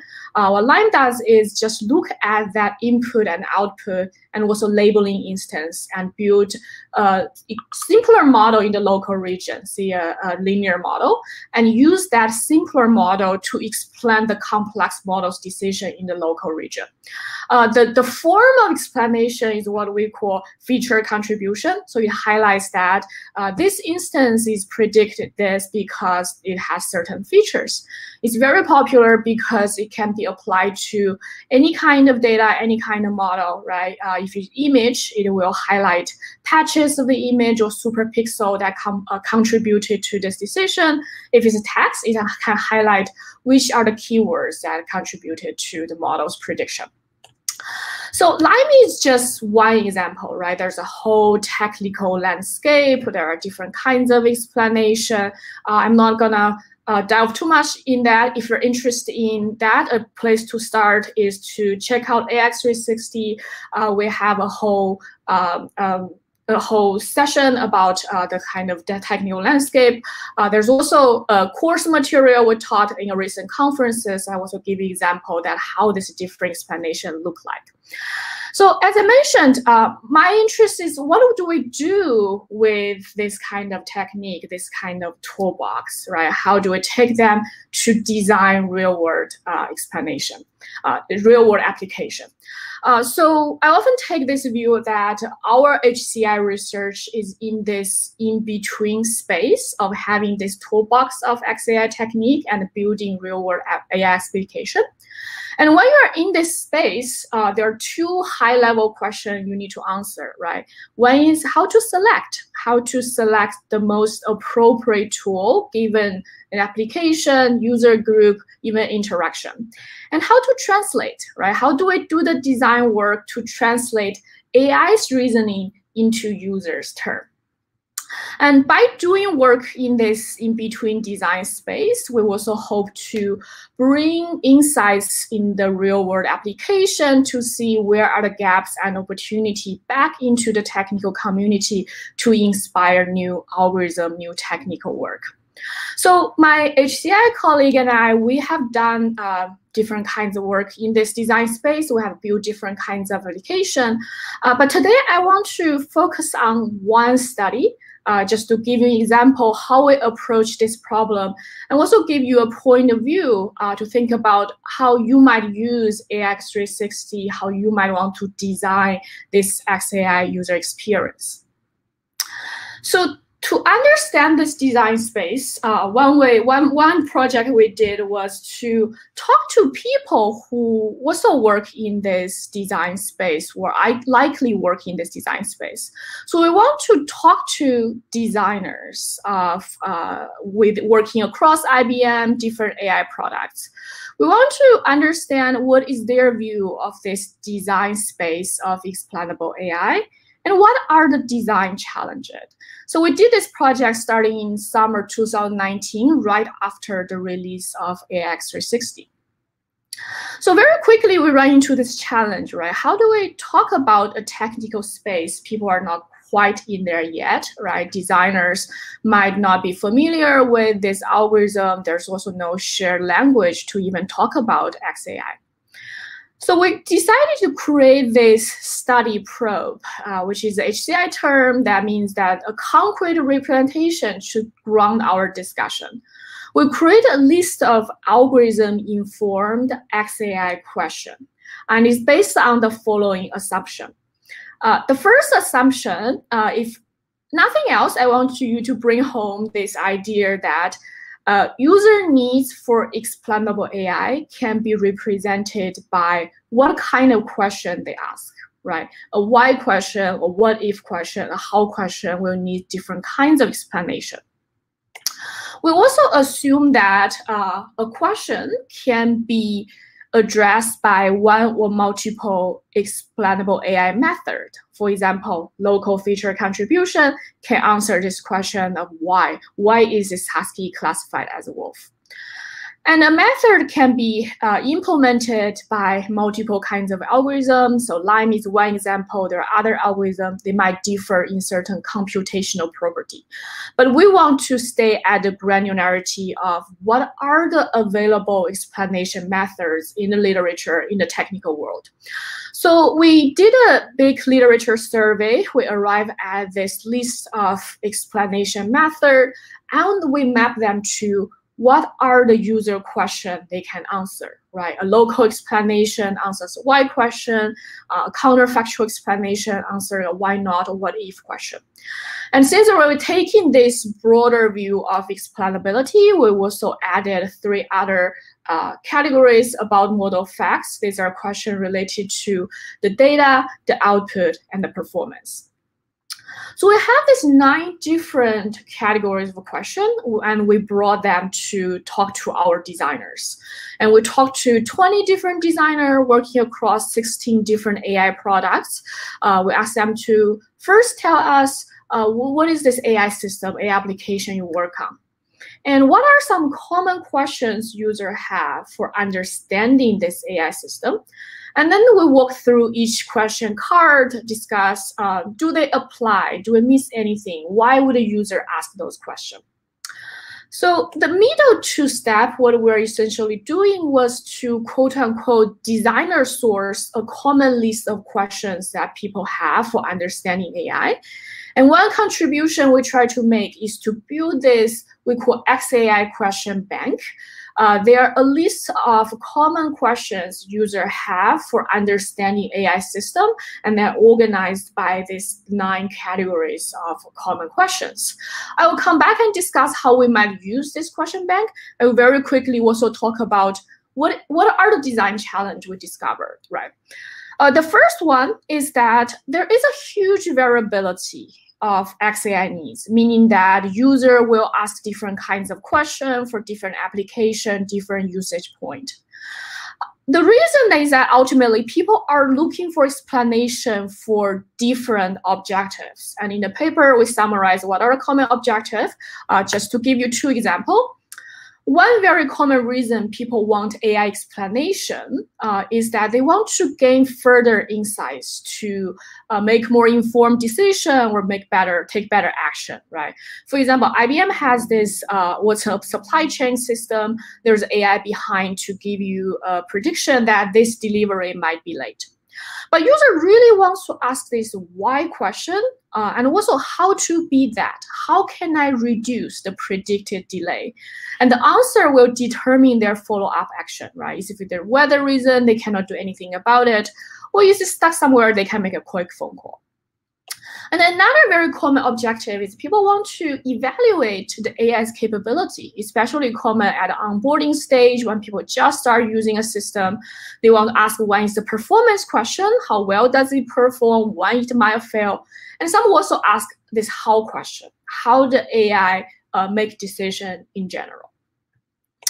Another challenge people struggle with is at a current time, there's still a significant gap between the output of this algorithm explanation and human explanation. So for example, human explanation, we're selective. We're not giving you the whole causal chain. We give you the most important reason. We also try to tailor to the recipients. And these are currently not still a big technical challenge to address.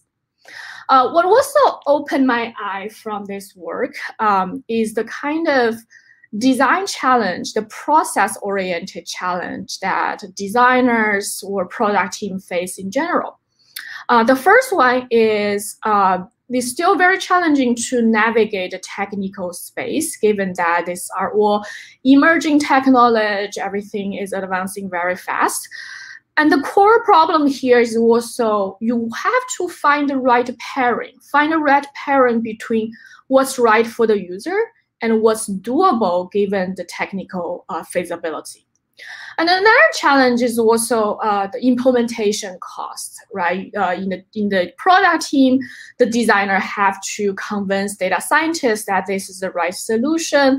And sometimes this discussion came in too late, and this is what we call technical debt, that the model is already built and product team might not be willing to invest in or prioritize explainability. So what came out of that work after this paper was published in the past year, one work we did was to develop this design process we call question-driven XAI design. We practice in several product teams. We're trying to also incorporate it as a standard design thinking framework for IBM design that we'll hand to product team and our clients. So I'll go through very quickly. This is, first of all, it's a user-centered design process. We encourage to start with the user research, understanding user, understanding what are questions they ask.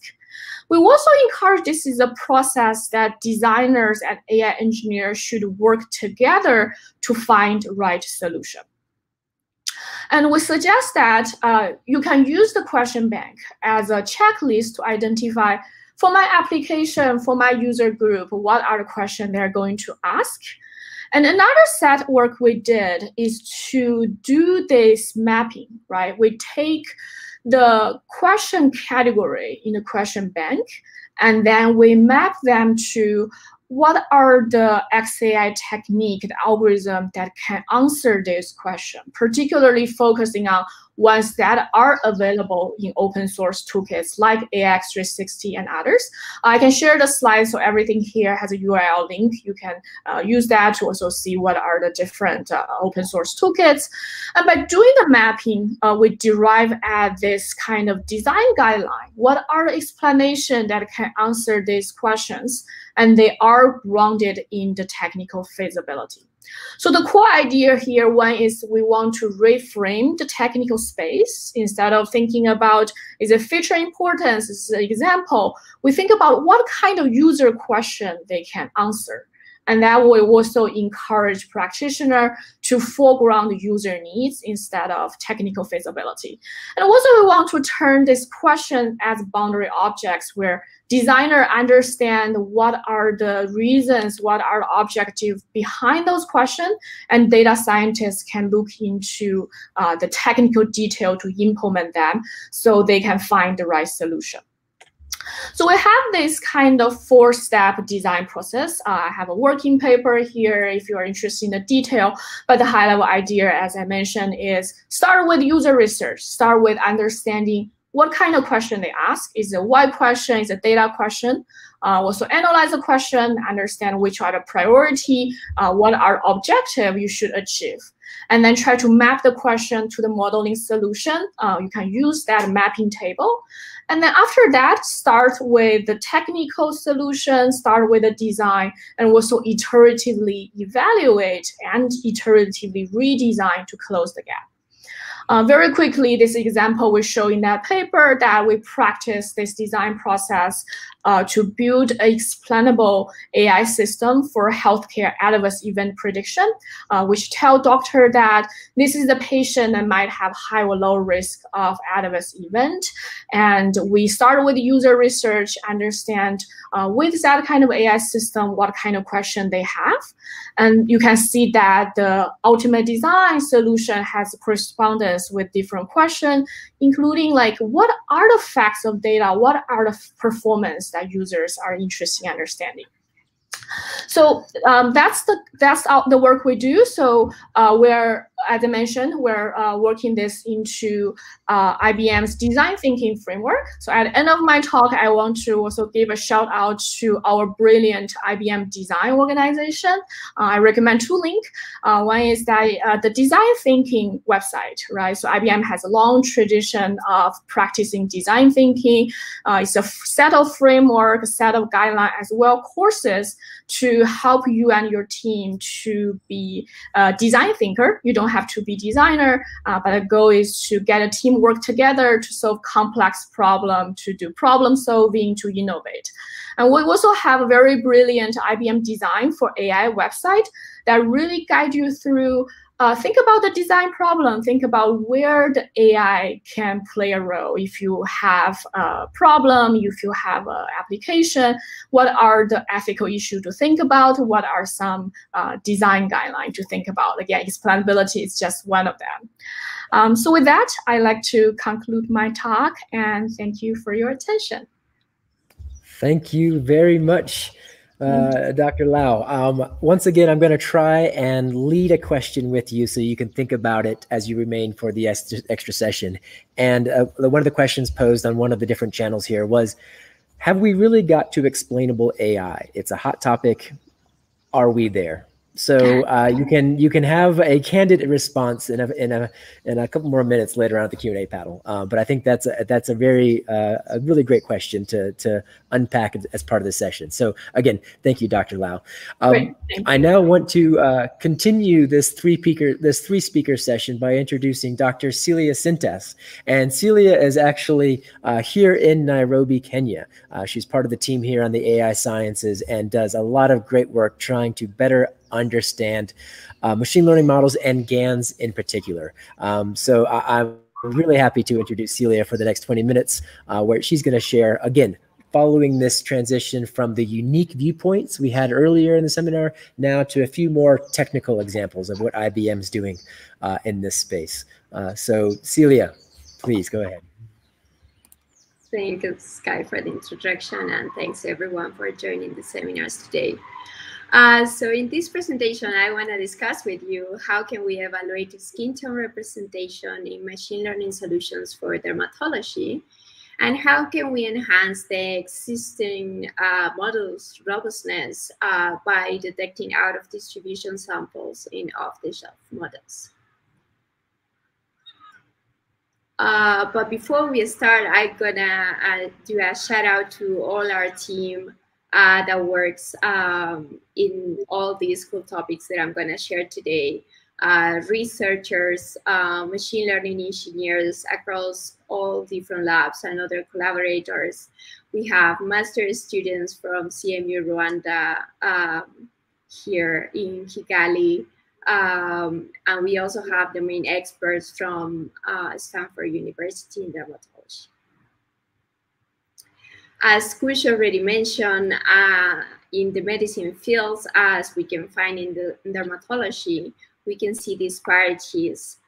For example, in African American populations, melanoma is often diagnosed at an advanced stage, and the survival rates for ALM are 5% higher in Caucasian populations than in African American patients. Currently, due to COVID, dermatologists started a registry to catalog the skin manifestations of this disease.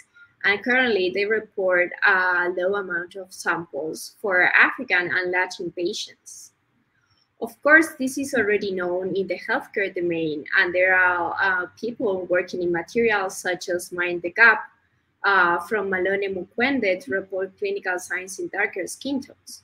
But when we are thinking to translate these solutions to machine learning applications, we need to think and audit possible disparities that could be translated to our solutions or even exacerbate.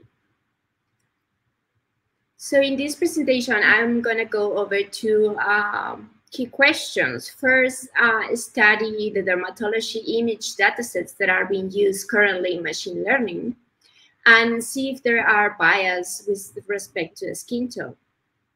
The second question goes around robustness and see if the models that we train for diagnosis are robust against clinical setting changes or unknown disease samples.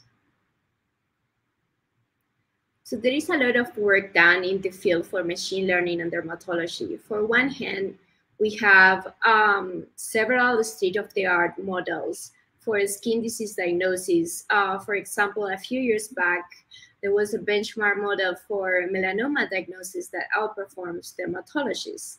There is also a large community on ISIC challenges when you can access to different data sets and you can work on different challenges like segmentation of lesions tasks, diagnosis tasks, and so on.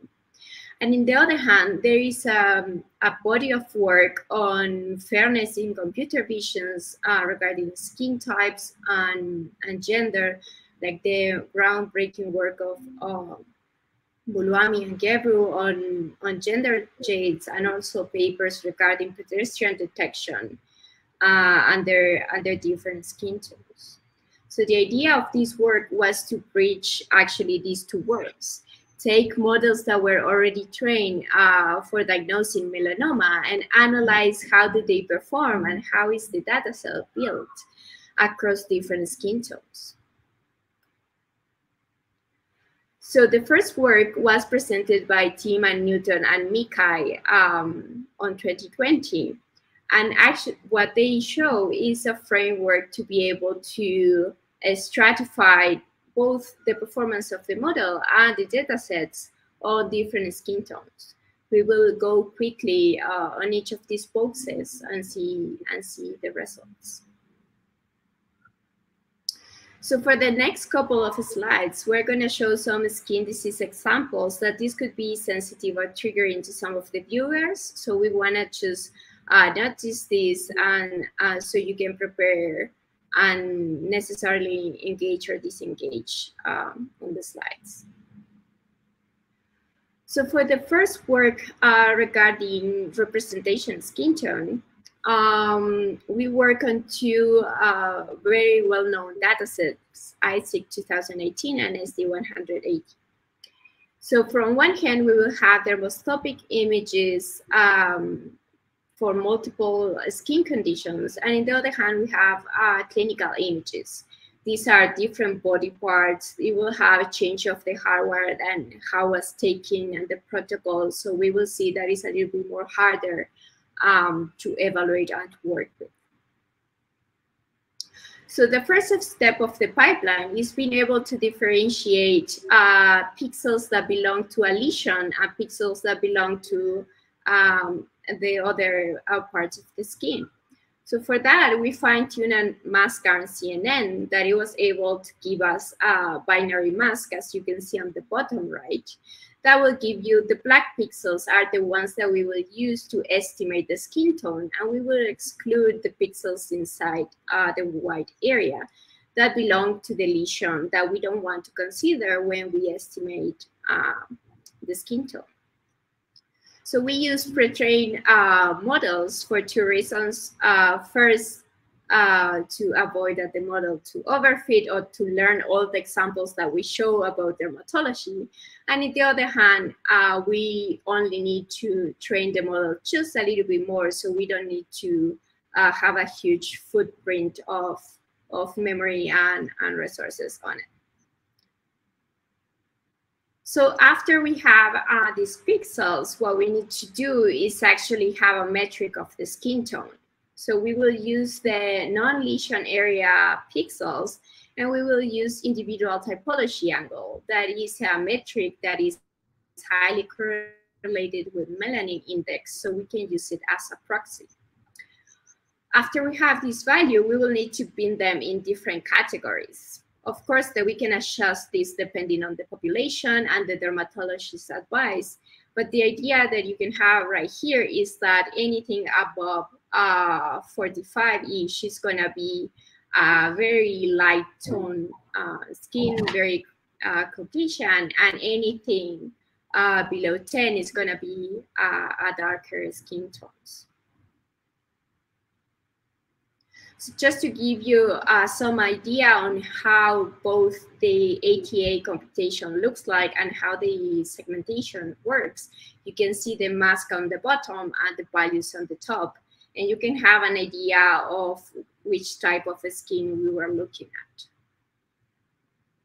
When we move to the second data set, we see that our accuracy drops a little bit and we have a higher error rates when we estimate the ETA calculations, because as we mentioned before, the pictures of this data are different body parts, different hardware. There is different protocols merging here, but we're currently working on how to deal with these more complex data sets.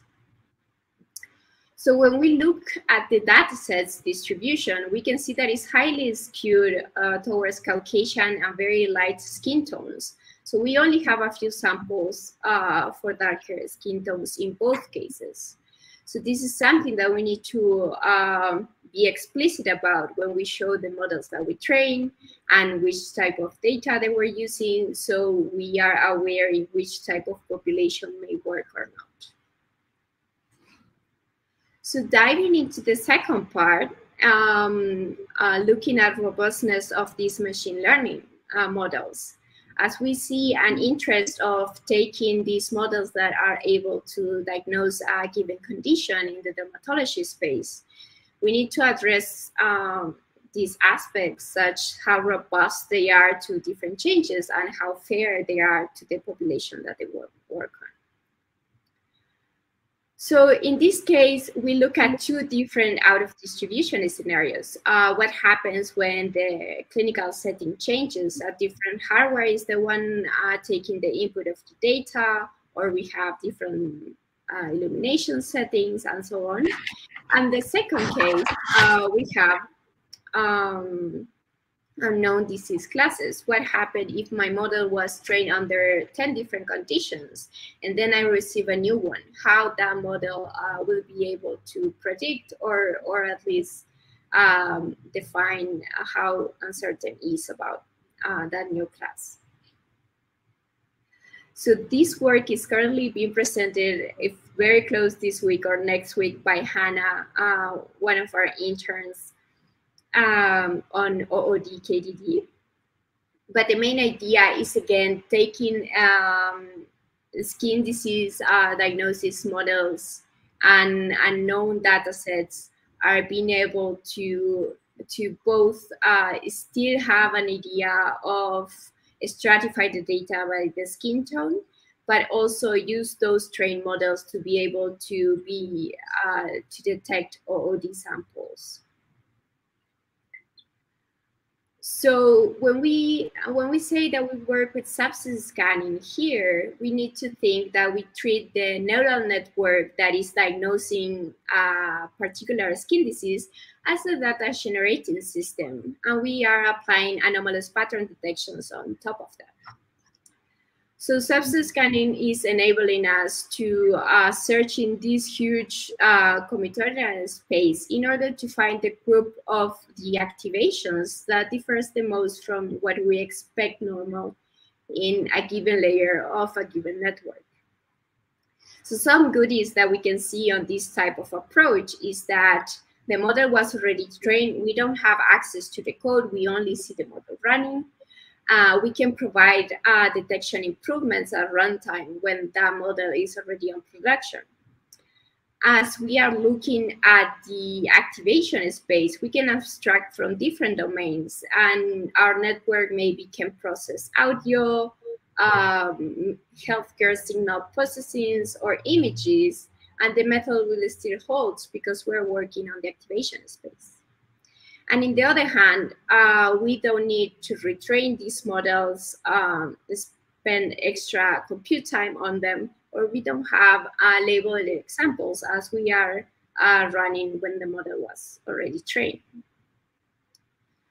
So when we do our experiments here, our assumption is that the activations from this unknown condition or from different clinical setting samples have different distribution activation than the normal samples.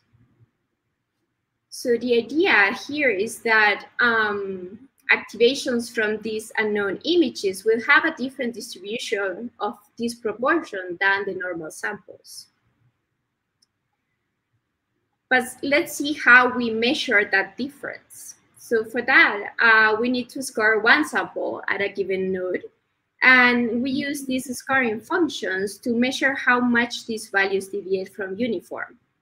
So with subset scanning, we can use parametric functions like Poisson or Gaussian, but the distributions of each layer can be different, can be bimodal, or can be skewed. So for this case, we use non-parametric statistics. So we have minimal assumption on what the distribution looks like for a given activation in one layer. But how this fits all together on a pipeline. So we have our trained model that diagnose skin conditions. And we have samples of that we know that the model was trained on, or they are known or expected. And then we have images that could be or could be not from a new class, or could have an issue on how the image was taken. So we need to extract the activations for both cases, the ones that we know to build the expected distribution, and also the ones that we don't know to be able to evaluate. After we have these two distributions, we can compute these proportions that we mentioned before. And then we can search for the subset that will maximize these diversions of proportions between what we observed in the new images and what was expected. After we have this set of nodes, we have valuable information. First, we can flag a sample as anomalous or that should be checked. And on the other hand, we have the nodes that are responsible to flag that sample out that can give more information to the user. So some preliminary results that we have from this work were very interesting. First, in one hand, the detection patterns that we found for new classes are different than the ones for changes on the hardware or the clinical setting. That's important because we can not only say that something's off with that sample, but we can actually say that looks like the pattern of a new class problem or looks like the pattern of a change on the clinical settings. On the other hand, we also see varying performance for samples on darker skin tones. And this instability that we see here for darker skin tones may be partially because the trained dataset heavily lacks of samples of darker skin tones. So the conclusions that we have here is that the three datasets that we explore in these two different spaces were showing us that they were heavily skewed to Caucasian populations. So there is something to think about the representation issue on these datasets. We can have a cool way to detect OODs when the model is already out. Maybe we weren't the ones building, but we are the ones using that model, and we want to make it more robust. And something that my colleague will talk about next is how can we translate these same pipelines to more complex settings, less curated data sets, having academic documents like papers, textbooks. How can we translate and learn about representation in other settings? So if you're interested in this work, the Kenya lab has an amazing team working on machine learning and healthcare, maternal and neonatal outcomes, and also automatic stratification of data. And also, if you find subset scanning interesting, we have other applications in the machine learning domain. Thank you very much for your time, and have a happy seminar. Thank you very much, Celia. So I have a question for you, and we'll answer it at the end of the session. Maybe the same one for you and Germa as well. You're probably hoping for a technical question. It's not a technical question, though. One of the users had commented that in these higher stakes settings of medicine or law, where fairness is so important, we also know there's heavy regulation on data privacy.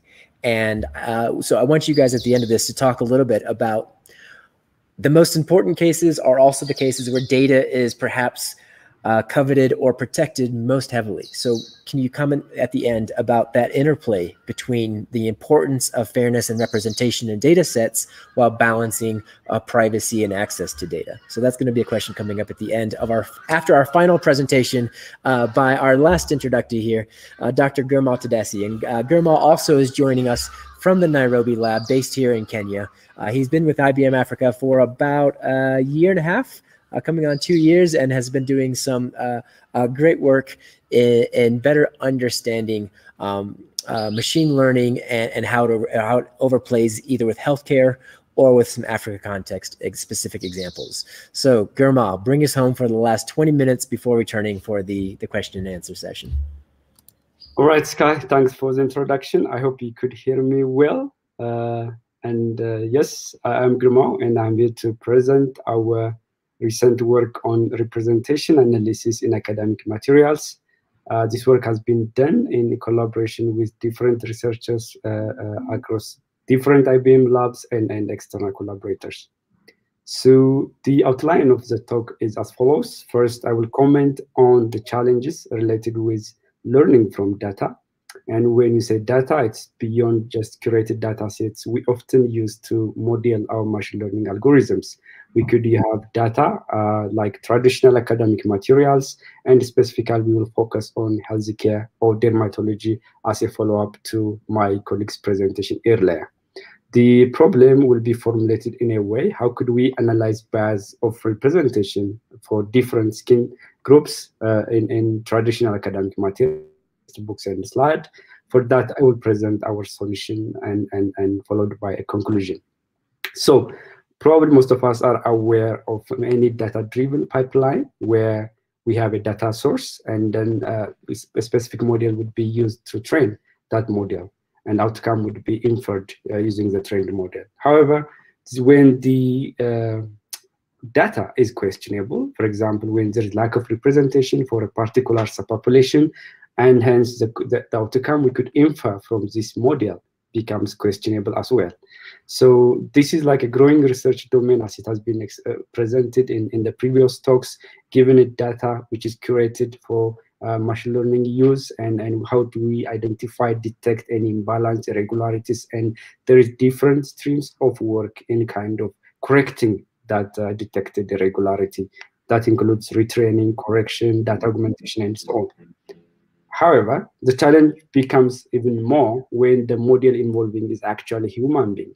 As we all are aware, we have gone through different studies in our academic experiences and careers where we use traditional materials like textbooks, slides, journals, and so on as our source of data to understand a specific problem or make our expertise, right?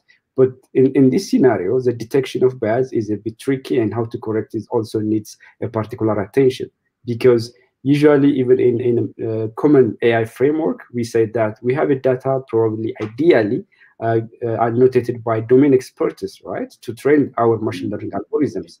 But the question is, what if the domain expert is actually biased because of the material they've gone through? That's the kind of question we are trying to address in this talk. And this is a bit tricky, as it's reported in recent New York Times piece. Understanding and probably correcting bias in people is probably much more difficult than correcting an algorithm. So why do we specifically pick dermatology? It's just another subdomain where there is a very strong imbalance of representation among different subgroups, specifically the skin tones, like dark and light skin tones, for example, in those academic materials. These are the reports, papers published from the domain experts saying that these textbooks are actually lack of plausible representation from the darker skin examples. So you may ask, what are actually the challenges if you study dermatology, a particular domain, and if that material lacks fair representation? Actually, it may lack, it may delay diagnosis or even lack of expert access if they are not trained on, enough data for your particular example. For example, an expert may not have enough knowledge how a particular skin tone could manifest itself in different or underprivileged skin categories.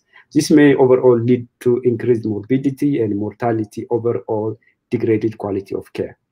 So the question we are trying to address in this piece of work is, could we automatically identify the representation of skin images in dermatology academic materials across skin categories? And of course, the answer is yes, by first giving these traditional materials, let's say like 1,000 page book of a dermatology, then we could actually ingest different entities in a textbook that includes tables, figures, abstracts, and texts, and so on. Specifically, we go for figures or images in these textbooks, and then by analyzing, detecting, using, of course, image processing pipelines, we could actually identify the representation of, for example, light versus dark skin tones in a given textbook. This gives like a real time and insight about the representation of different subgroups for a domain expert which are learning, practicing, or teaching a particular matter, specifically dermatology here.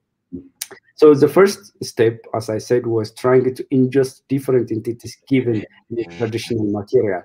For that, we used an existing IBM's tool called Corpus Conversion Service, a knowledge graph-based machine learning platform that kind of identify different entities in a given textbook, or in a given chapter, or in a given page, actually.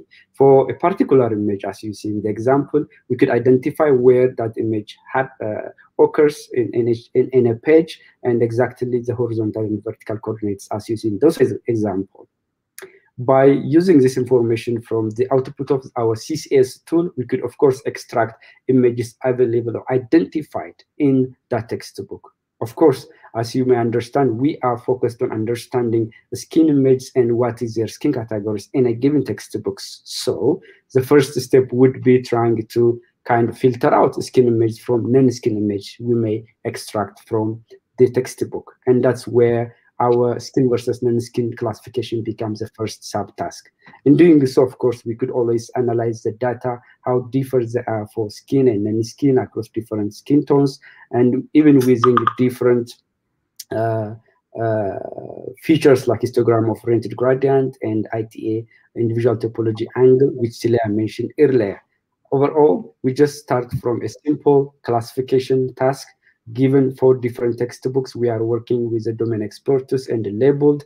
First, we just throw a simple support vector machine, which is just one class trained on skin image, trying to identify anything other than skin. But we extended that validation into adding more features, like, for example, the different intensity values across different color spaces, IT values, and more extreme gradient boosted algorithm. You could see we comfortably could identify skin images in a textbook and discard non-skin images. So now there was a textbook at first. We ingest the different entities. We picked those only which are images, and then we identified the skin image. The last probably step is trying to identify the type of skin categories they belong to. For example, are they light or dark skins, right? So a bit of warning, the couple of slides coming up, we'll have a skin image in higher resolution. So you may probably look away if you find that necessary.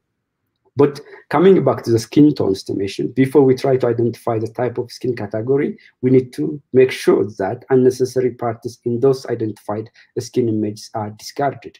That includes, for example, foreground objects or even backgrounds which do not correlate with skin pixels. And the solution for that, as you know, is segmentation. When you try to see a particular, region of interest in a given image, there is different methods you could apply. As you know, something is like more sophisticated mask RSNA type framework to identify skin image. But for this work, we just go for the simple approach using the color intensity values across different color space and other follow-up image processing techniques like watershed and morphology. We could identify skin pixels. compared to unnecessary or non-skin related pixels as you see in those figures. Given the original image, we try to mask out those unnecessary foreground or background parts. They may be closes or other sources. And finally, we have these selected pixels, as you could see, which we provide to the follow-up machine learning pipeline we employ to identify the type of skin category they belong to. So before we jump into, let's check the ground truth information available in 4 different dermatology textbooks that are being used in top medical schools in the US and worldwide. Across these 4 textbooks, what we found consistently is actually severe imbalance of representation by darker skins in these textbooks, which kind of reconfirms the kind of concern the domain experts were sharing in the introductory slides I just shared with you before. In this, across 4 textbooks, the maximum darker skin image is represented by roughly about 10%, while the remaining 90% is about image for lighter skin tone types. But the question now is, so far the studies have been a kind of manual, right? But what we are trying to do is, could machine learning methods could actually identify those 2 categories automatically? Yes, we could do so. For that, we validate 2 branches of machine learning frameworks. One is like the traditional tree-based baselines, like boosting, and another one is deep learning, specifically Resonate framework. As you know, the max we could achieve with traditional or gradient boosting sort of classifiers is about 0.9 accuracy and F-score, as you could see in the highlighted box. But this kind of frameworks usually look for handcrafted features you need to execute in code from the given data. However, as probably most of you know, when you use deep learning framework, you are not supposed to kind of engineer features from the raw data. Rather, you could just work with the raw data, and then the framework could learn discriminative features from the data. The second advantage of this deep learning pipeline is actually what we call transfer learning. The pre-trained ResNet, for example, has been trained priorly on natural images using, for example, ImageNet. That helps the model to understand specific, at least basic features of image, which we could also use to classify skin tone categories in our data. So as you could see, unexpectedly, the ResNet framework kind of outperformed the traditional models with much improved performance metrics highlighted in the box, in the green box. So I think all different pieces now, starting from traditional book, which is like 1000 chapter, for example, ingesting the entities, selecting the image, extracting the skin ones, and segment really skin pixels, and classifying the skin tones have been done almost separately, as you follow in the presentation. What's missing is trying to wrap up all this tool into a standalone tool that everybody could use it outside, even from IBM Research, to understand how representative their textbooks or academic materials are. So a simple conclusion of that is, of course, we could achieve some kind of encouraging performance in doing so, but the main concern is like the imbalance of data is a critical concern based in traditional materials or curated data sets, as we could understand the latest app from which is found to be not good enough for darker skins. So this is just to go back to Trustworthy AI and the perspective we have been talking this afternoon. That is saying, of course, rather than collecting more data, it's better to focus on good data, and rather than more model-based kind of analysis, the growing trend is now to focus more on data-centric way in order to make more meaningful and trustworthy AI solutions. As I said earlier, it is very important specifically to look back at the kind of academic materials domain experts could be trained on, which may subconsciously or unconsciously may bias their decision making. And this work has been done in a great collaboration, as I said, with different researchers, both in IBM, include our keynote speaker, Kush from Yorktown, and Peter, IBM Zurich. We had also great interns, Kenny Andrews and Hannah Kim, in this work. Also, we had external collaborators like dermatologists like Roxana and Professor James from Stanford, University of Penn, and Sloan Kettering Cancer Center. So I thank you all for joining this conversation, and hope to see you soon. Thank you. Over to you, Scott.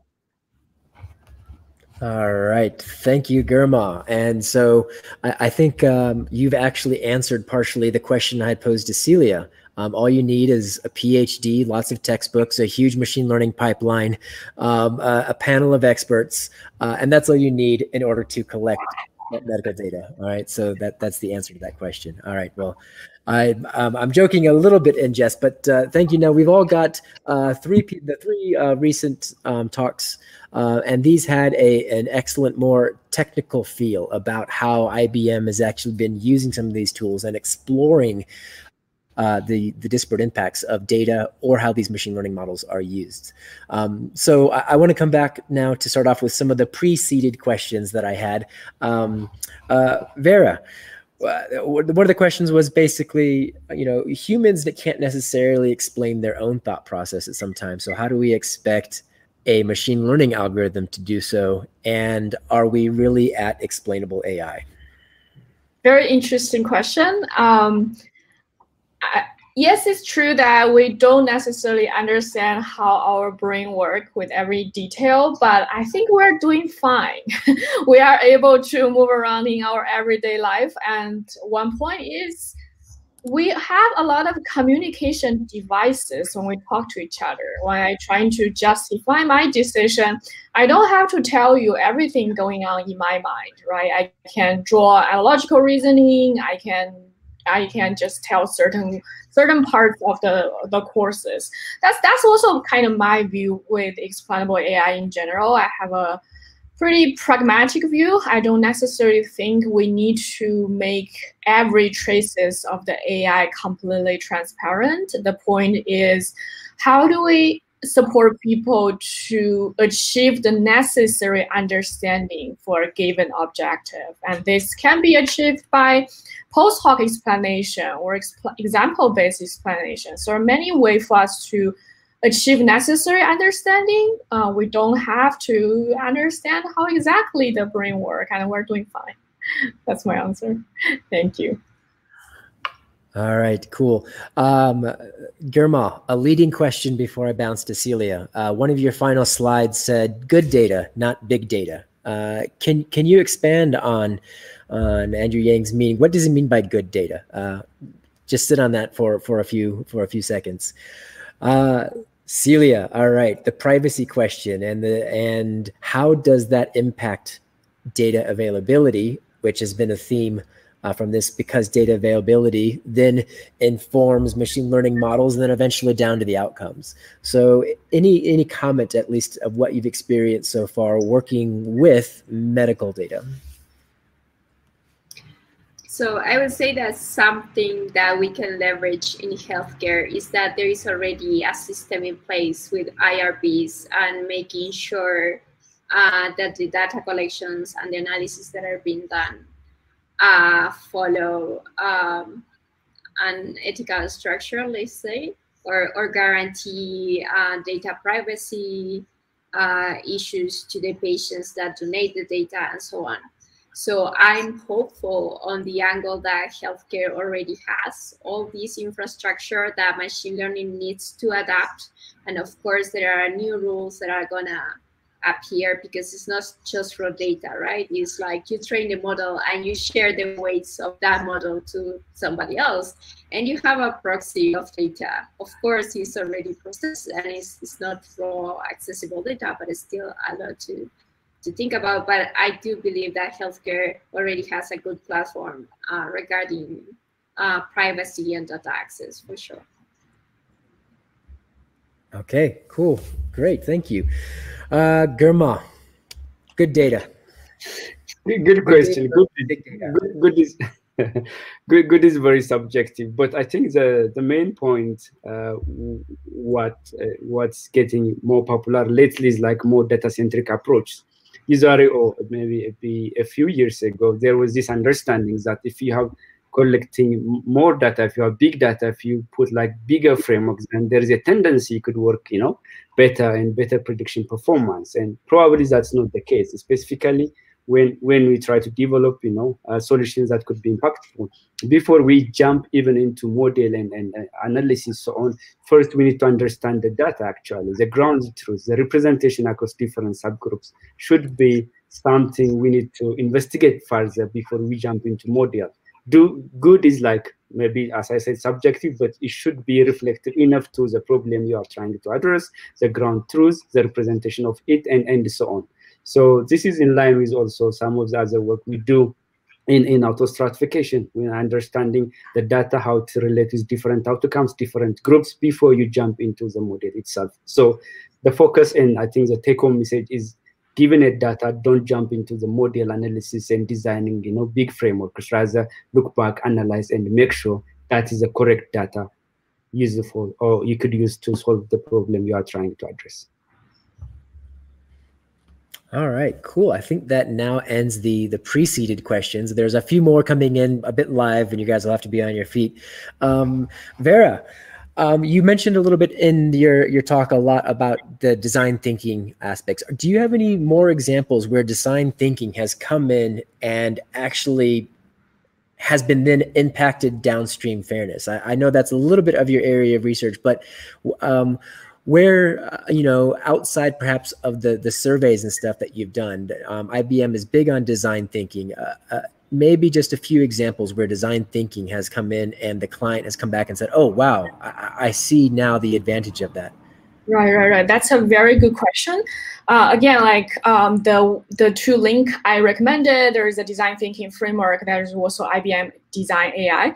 I think one of the core principle in that set of design thinking framework, which is broader than explainability, we have one that is running much longer, that kind of get a team to start with thinking about where AI should come in. If you have an existing problem, if you have existing product, there's no AI yet, and then start from the scratch. Where the AI come in? I think one core idea of that part of framework that does really well is also to start from what are potential impact, what are potential harm, right? I think fairness is only one aspect of ethic. It's not just about, okay, we build this model, we need to debias the model, but it's really important to start from the beginning. Should we build AI for this particular problem? Is AI making the right decision? Is classification the right kind of setup? So I think that kind of design thinking framework, design thinking exercise is really good to have this broader question from the beginning, think about potential harm. So that's one example in that area. All right, cool. Thank you for that. I am gonna seed a question, one more with Vera, but give her some time to think about it. One of the popular questions on the Ask a Question interface here is, why do small companies struggle working with AI? And I would basically say, what sort of advice from a design thinking point of view would you give, airplane flying above, what sort of advice would you give to a skeleton crew, perhaps an African startup, that wants to use AI, but that's going to be a problem, and many of them fail? So what sort of advice from a design thinking point of view could you give them? And then while Vera is thinking about that, I have a question for the three other members on the panel here. All of us who live and work in Africa, one of the other popular questions is, there is an infrastructure and a connectivity divide on the continent. And how is that hurting AI progress on the continent? And anything that can be done about it. So that was a question that came up about connectivity and infrastructure, specifically in Africa, and how that may be inhibiting progress, and then what can be done about it. I might jump in and give my take on this particular question while Celia and Germa ask theirs. I've now been here for almost 8 years and visiting since for about 15. And the connectivity divide is real. But it is going to be changing, whether that is through cellular technology or satellite-based technology. So that digital divide is closing. I think the question that comes from that divide is, what are we doing right now as researchers with that time we've been bought? Because there's going to be another billion people coming online, and they are not going to have the experiences and the literacy perhaps that we normally expect with internet use. What are we doing now as researchers to prepare for this last billion people coming on? I'm not going to argue that the connectivity problems aren't there, but I assure you they are disappearing and are disappearing rapidly across the continent. And I think that actually makes a more pressing question for trustworthy AI and for data gathering and how that's being used is we are going to have new internet users joining from the continent very soon. And I think there's some really interesting trustworthy questions that come from that closing of the divide. So that's my take on that particular infrastructure question. Celia, Girma, you've been both well-versed on the continent. Any thoughts on that? Celia, want to go first? Sure. Connectivity-wise, I think there is, so cellular networks, I think at least here in Kenya are wide, and you can find in any spot you will have 4G. But then having the access to that cellular data, that's another gap that needs to be think about. Not only connectivity, but also access to connectivity. Regarding infrastructure, I think I'm from Argentina, so I'm a Latina, and I did my PhD in National Research Center. So doing a PhD on machine learning with restricted hardware access, that's a few things that I know about. But something that I will think is that is changing. As Girma says, not big data, good data. I think there is a lot of trend of trying to move this model to smaller devices so people can actually reproduce the results, and not only a few big labs can actually run these huge networks and host these humongous data sets. So I do believe